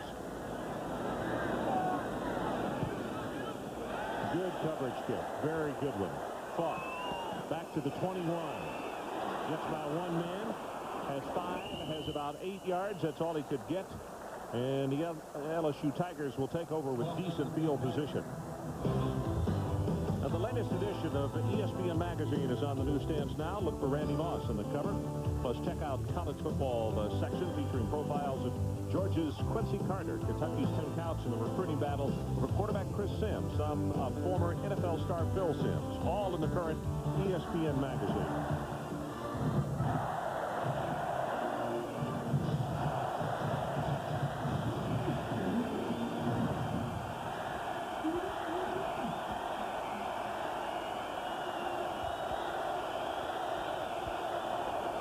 option. Pitch back goes to Falk, gets a block and turns the corner and is going to take it out to the 37-yard line before Tico Brown will make the stop on him. And he got a nice block from Larry Foster, but I think Larry Foster got hurt on the block on the option. Yeah, it looks like it. He is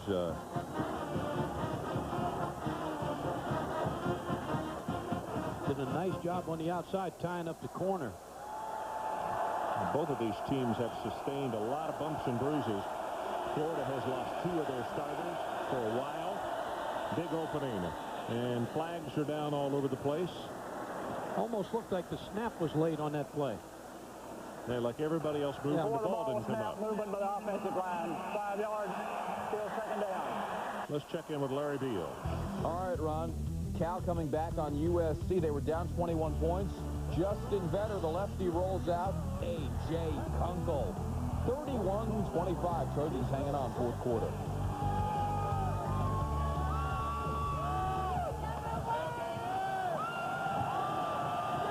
LSU with the second down, and they need to take it out to the 39-yard line to pick up the first. Tyler, lots of pressure, and he's going to be knocked down by Chambers. Tim Beauchamp was the first one, Ron, that got him moving, and then Jerry Chambers made the tackle. But Beauchamp, again, coming from the outside, initially put his hands in the face of Herb Tyler. Beauchamp has had a really outstanding night. A senior from Oak Hill, Florida. Chambers, as we mentioned, coming in replacing Ed Chester, who injured or broke his kneecap back in the very first play of the game. Chambers, a sophomore out of Lawndale, North Carolina, has filled in very nicely. Pressure. That's Javon Curse who's after him. And Tyler will fall down back at the 12-yard line. Chambers again as Curse got there first, and then Chambers ran him down. Well, they've had heat on him all night, Ron. Herb Tyler's run for his life. Pressure to look at it. Go ahead. 10 hurries, 3 sacks, 18 hits, and 2 interceptions. McGriff is back deep. Corey Gibbs, 2 yards deep in his end zone.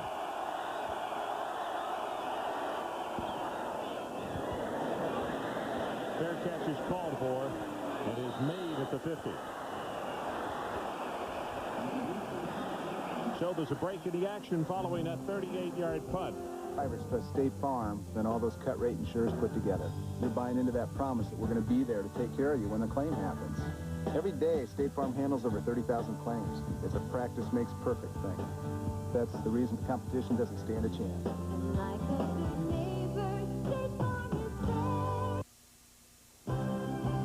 ESPN's presentation of college football is brought to you by the new 1999 TL. Luxury, performance, pick 2. Alpha Tau Omega here on the Florida campus. Steve Spurrier's fraternity house during his days as a student. In fact, that's where he met Jerry, his wife, and she became his ATO little sister. First down from the 50. Quick pass. That's actually a lateral, and he can throw it. He's got his man wide open. That's Taylor, and Taylor will score.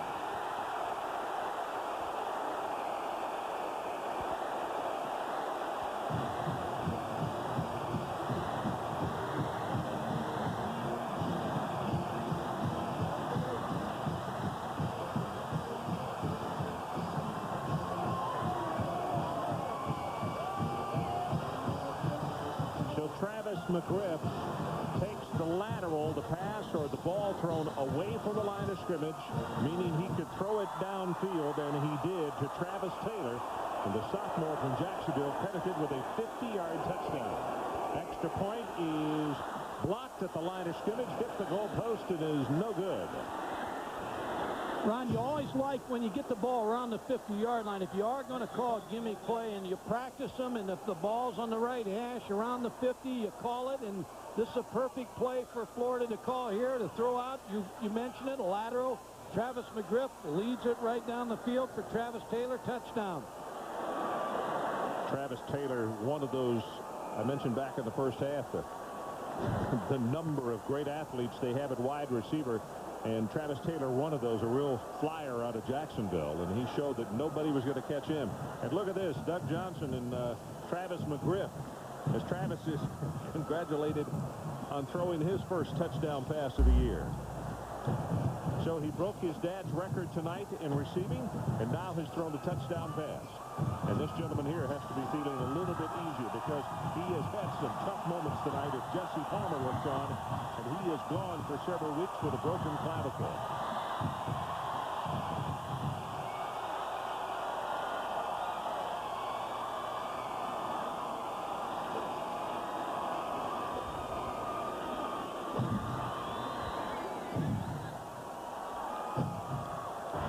Here's what happened to Palmer in the second quarter, in case you missed it. He comes down on this stop play, and he comes down very hard on the right shoulder. Taken to the locker room, and the x-ray show it is a broken clavicle.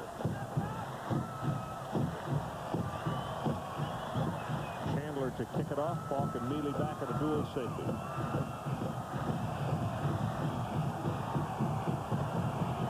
It's on the ground and picked up by Cleveland. One of the up backs, and he'll put him in decent field position around the 32-yard line.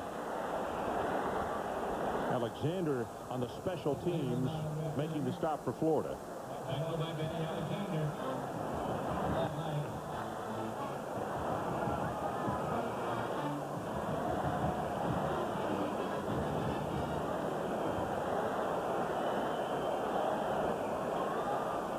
Probably Florida offsides on the kickoff.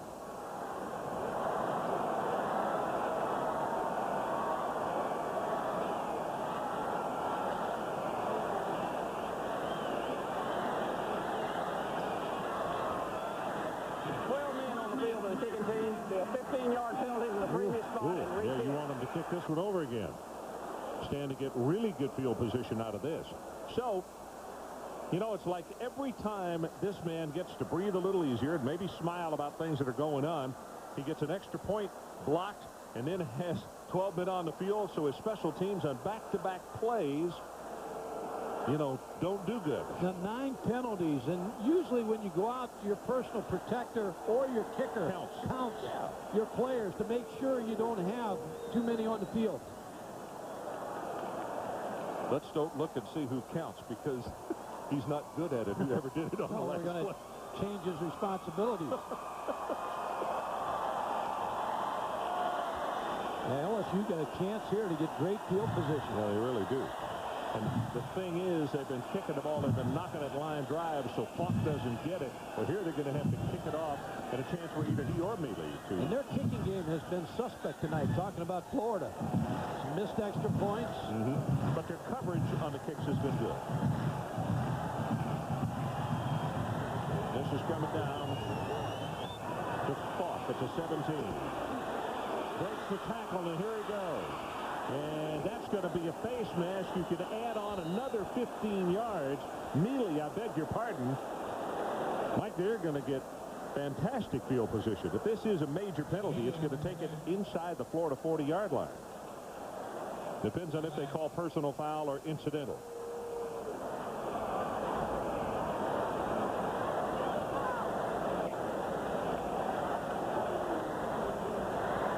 Yards, personal foul, face mask. So, first down.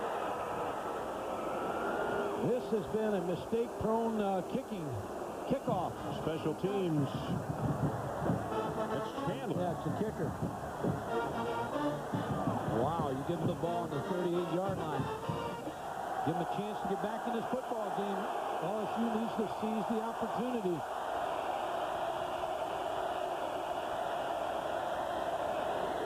Small opening on the right side as George will come up and make the tackle on Falk. And it's good for a gain of about 3. So let's see if LSU can take advantage of what has been a gift by the Florida special teams. Florida now leading this one by 12 points, 22-10, but a missed extra point, a second one on the night. It was blocked in the middle. And now back-to-back 15-yard penalties.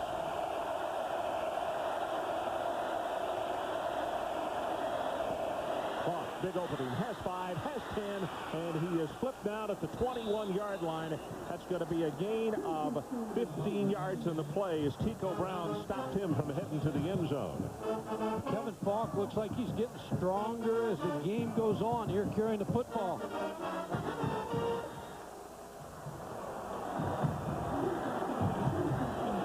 Opened up a good-sized hole on that right side of the offensive line behind Winey and Thomason.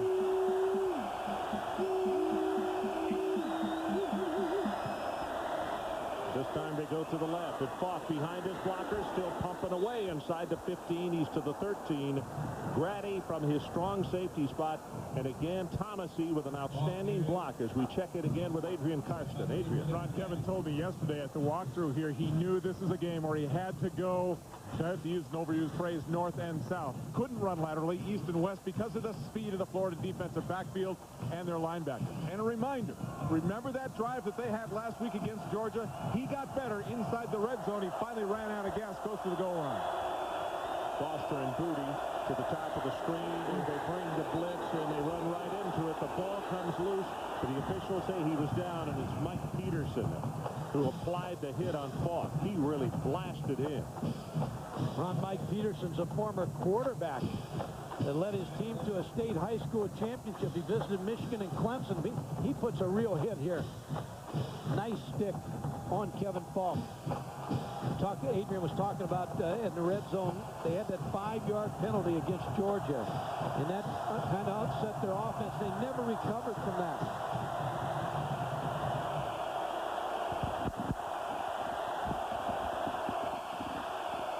Third down, and Tyler wants to call a timeout with the third down at about 2.5 yards, and we'll take it with a 9:15 left in the ball game. It is 22-10, the Gators. Oh, hi, honey. Am I excited about Thursday? Of course, Thursday's our anniversary. Of course I plan a trip. Yeah, we're taking the Orient Express to spa in Thailand for bird watching. Love you too. Bye. Visa Platinum. You go to Thailand? With a world of purchase power for the unexpected, including that trip you never thought you'd take. This is such a surprise. Yeah, Visa Platinum. It's everywhere you want to be. What happens when the chickens get into the tequila? Tequila Lime Chicken, only at Applebee's. Tangy tequila lime marinated chicken on a bed of crunchy tortillas, then smothered in cheese. There are other tastes of the Great Southwest, too, like our Santa Fe Quesadilla Combo and Southwestern Sirloin. 7 new lunch and dinner favorites here for a limited time. So don't be chicken, you belong at Applebee's.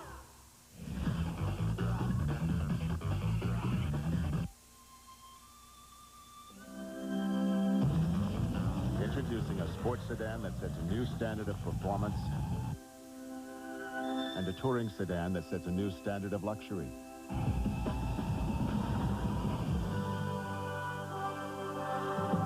Here they are. Introducing the new TL with the satellite-linked navigation system from Acura. Wide receivers Lavernius Coles and Peter Warrick may be the best tandem in college football. Clemson, Florida State at 6 next Saturday on ESPN2. Well, the defense is trying to get them going here in the swamp as LSU runs into the band and student section in the north end of the stadium, which is newly enclosed as of just about, what, 4 years ago? Third down. Line to make the 11.5. Reggie McGrew fouled up everything. Well, he did, too. He kept his pads square at the line of scrimmage. Number 92, Reggie McGrew, right here is going to make that contact. He beats the block of the offensive guard, Al Jackson.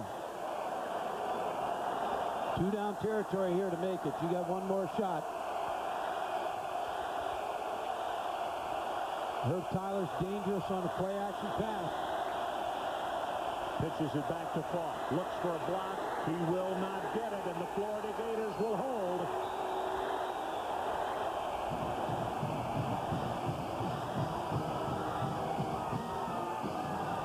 We see see no markers on the field, and it looks as though Derek Chambers is the man who led the charge, along with Peterson, I believe. On a toss sweep, and Al Jackson falls down, can't really get up to help him, but you see the pursuit, Keith Kelsey in there, and Mike Peterson. Really wasn't any place for Kevin Falk to go. Look at this, Mike. Florida's back at the ball. LSU doesn't have their defense back to the line of scrimmage yet, and they snap it and run the play. Now, wait a minute. Doug Johnson is saying we were set. Doesn't matter what they're doing, and it doesn't. Yeah, they blew that whistle for play.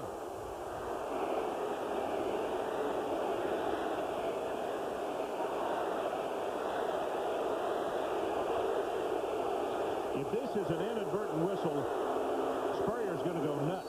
And that's exactly what it was. Good heavens. You know what? Where they ran that play, they ran into all the LSU guys that were coming on the field. Oh, my. What a bad error, though. Offense was set, defense running on the field, and an inadvertent whistle. This is Gillespie. He has become the man who is working with the football in the second half, and it's Mitchell down at the bottom of the staff. You talk about Robert Gillespie. He's had to fill in since Terry Jackson's injury. A freshman, 5'9", 177. Here's LSU defensively coming in, and the ball was marked.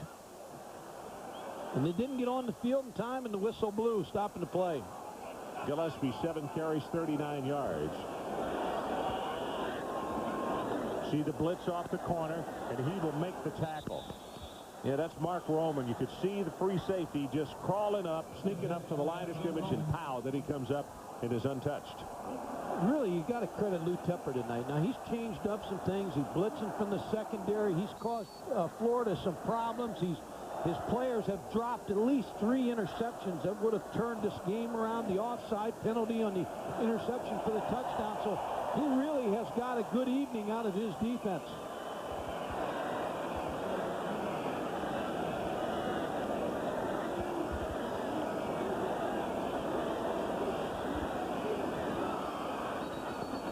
Ball is fumbled, and now they're going to say Johnson's knee was on the ground.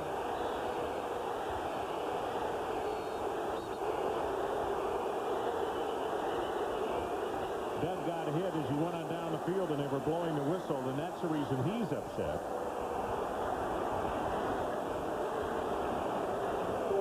It'll be a 4th down situation. They're going to force the punt. Al Ford calling his knee down. Doug Johnson, when he went down to pick up the football, his knee was down.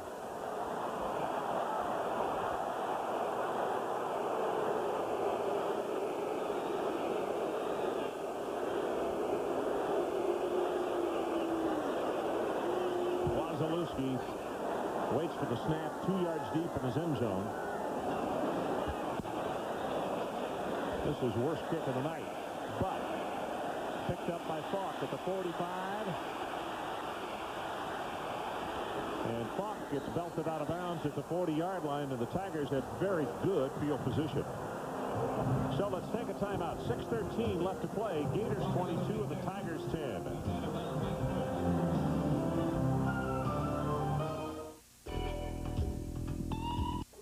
We all do it. We build a fence around ourselves. But sometimes we have to let loose and show people what's behind the velvet rope.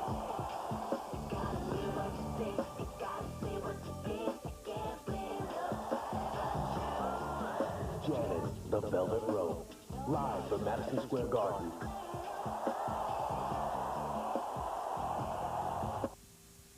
Adventure Outdoors is going again with you, Georgia. Adventure Outdoors is a sporting goods store like you've never seen before. Serving the Southeast for over 20 years, selection and great prices is what you've come to expect. And now, Adventure Outdoors is bigger and better than ever. Come see our new Superstore location in Smyrna. You'll be glad you did. We've got our own shoe endorsement deals. When people think wingtips, we want people to think Gary Miller wingtips. The advertising is slick. You're a very animated character, so it makes sense to put you with an animated character. This is you, and this is Billy the Bear. This doesn't even look like me. No, this is you. The shoe companies know what they're doing. They wouldn't be coming after us if this wasn't working. Gary Miller, wouldn't you like to be in his shoes? 22-10, and you can see just over 6 minutes to play as Doug Johnson over on the sideline talking with his head coach. Doug did not believe that he had possession when his knee was down. And when you look at this, see, now he has possession. Anyways, moot point. Poor kick by Florida, and LSU has it at the Florida 39-yard line.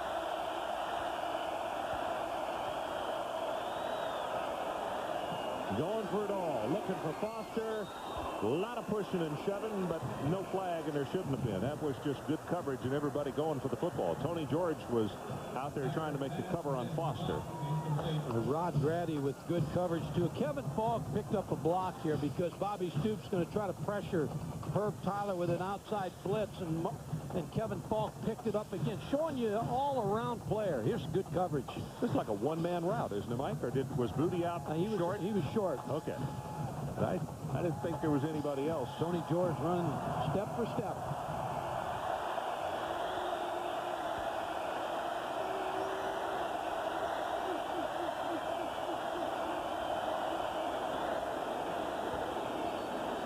Flag is down.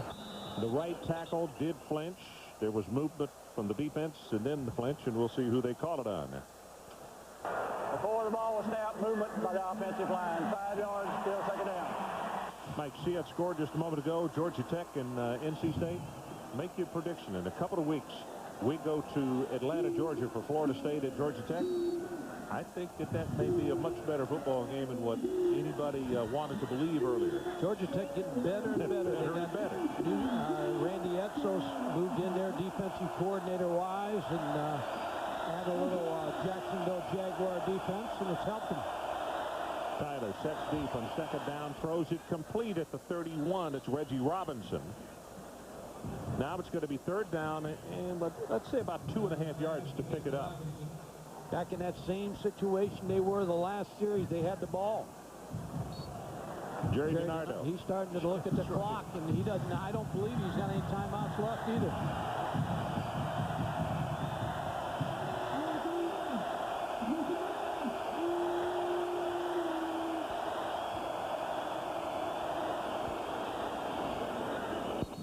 Well, Florida had 12 men on the field, but he ran off, and then LSU moved. Lewis Williams, the tackle. Before the ball was snapped, movement by the offensive line. 5 yards. We have had a lot of penalties tonight. Here's the Florida player trying to get off the field, and the tackle moves. Has not been a crisp game on either side. That's the 20th penalty. Florida has one timeout, LSU none.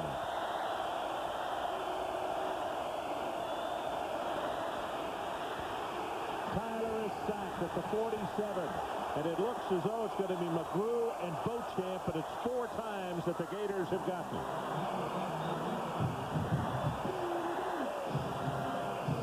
Well, Herb Tyler's had a night of pressure.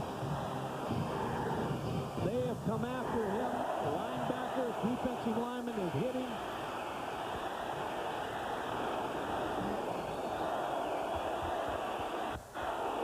After he throws, he takes some hits. He's just had a night of being pounded by this Florida defense. Herb is a tough kid, and he's shown it tonight. He's really had to be. Gibbs kick. This is McGriff, and he'll pick it up at the 7-yard line and then run out of bounds. Little mystery play.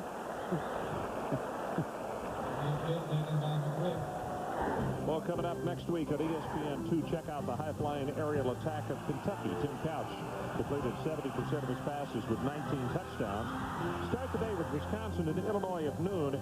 Then at night, Clemson takes on Florida State. It is Kentucky at LSU for Baton Rouge. Plus, we'll have a Division I AA special for you. Norfolk State taking on Hampton at 3.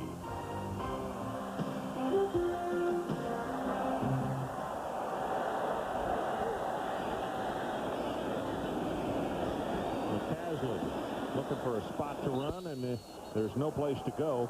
Happy to say that Frazier's back in the lineup. He went out with a rib injury back in the first half, and number 40 has come back in to the lineup for Florida. So undoubtedly they taped him up or decided that it was not quite as serious as first anticipated. Florida wants that clock to move, but they don't want to play too conservative here against this LSU defense. Got Gillespie, the freshman, at the tailback spot.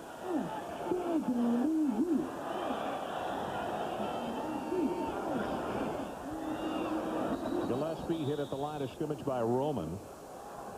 And let's check in with Adrian. Ron, one of the Florida players that is a bit more serious injury-wise than they expected is receiver Terry Jackson. Sprained to his left ankle. Now, they did retape and put more ice on it, but he couldn't put any pressure on. There is a weapon they need to have in the weeks to come. He is not going to play anymore, obviously, in this game tonight. It was a tough loss, Adrian, because he showed his senior leadership in that third quarter, and he was the difference. He really was the difference. He was moving the football all over the place. Third down, and if they want to keep this one going, they got to take it out to the 21. And that running play is stopped for about a 4-yard loss as Joe Wesley gets penetration and stops Gillespie. Well, what Steve Spurrier is saying on those 3 plays is I have a lot of confidence in my defense. Even if I give them the ball inside the 50-yard line, my defense is going to make LSU work to get that clock to get in the end zone. So tremendous confidence in his defense.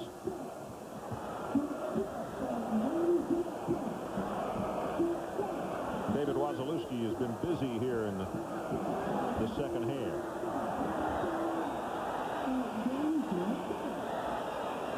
Kevin Falk back deep again. Line drive kick, and it's returnable. Falk from the 47 on the run. And that is a nice open field tackle by number 30, Benny Alexander. That's twice that he's made open field stops on kick returns today. Old friends collide tomorrow night on ESPN Sunday Night Football. Dan Reeves returns to the Meadowlands with his surprising Atlanta Falcons as they take on Danny Cannell and the New York Giants at 8:15 Eastern.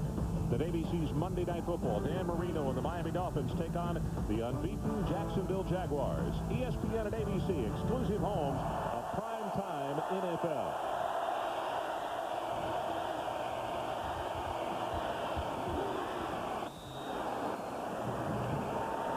Trying to get the ball out of the backfield. Mike Peterson playing man for man on Kevin Falk. Again, showing you that he is an outstanding linebacker. A lot of the other linebackers, Ron, probably get mentioned more here at the University of Florida, but Bobby Stoops said that Mike Peterson's played as well as any linebacker he's had here in the last couple of years. Senior out of Alachua.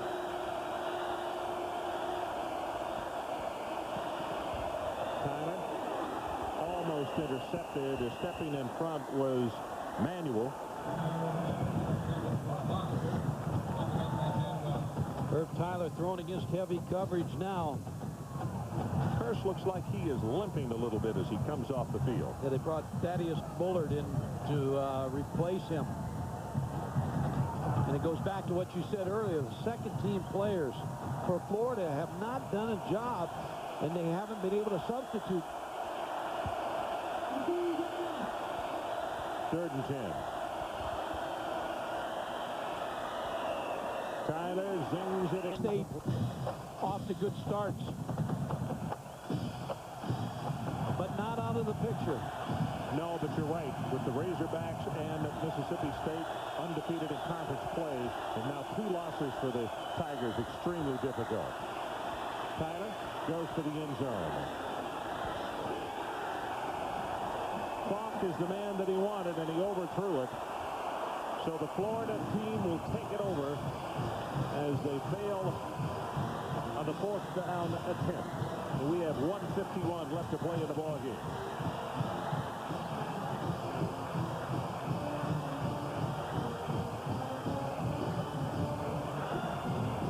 There's a fighter right there.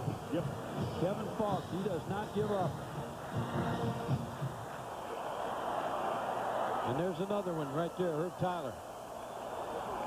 Tyler has really taken a beating tonight, and And Herb, as you know, is not a real big guy at 6 feet 203. He's really gotten bounced around.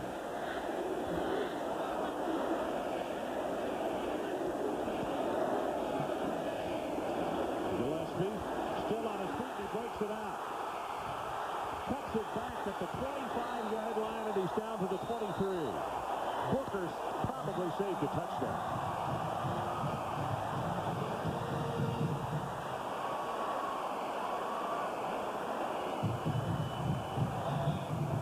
There is a flag.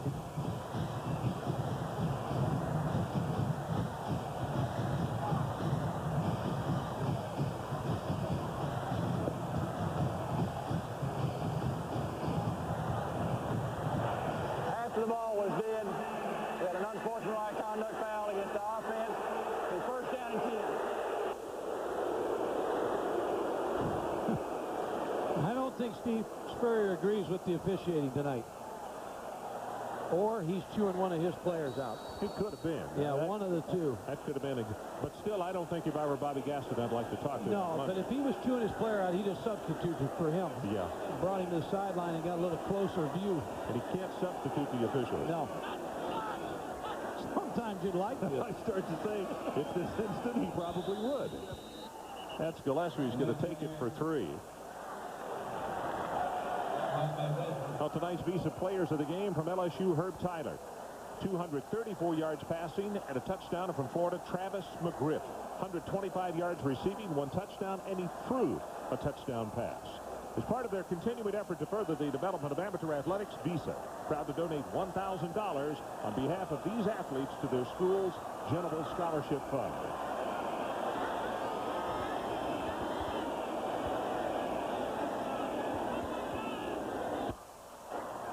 Check off with a pass. Sure did. McGriff got turned around. Woods was over there covering. We got less than a minute to play, and a few people surprised at that call right there. Well, coming up next, residents in college game night. Larry Beal in the studio with an update from a busy day in college football, plus Chris, Lee, and Kirk on location in Athens, Georgia, with a wrap of today's Tennessee and Georgia game. What happens on that, Ron, is LSU's going to bunch up and blitz, and quarterbacks are taught to check it off if you see that. Movement by the offensive line. 5 yards, still third down. Well, if this were the first game, I might say it's understandable. But it's not the first game. Well, this is 12 penalties for 130 yards.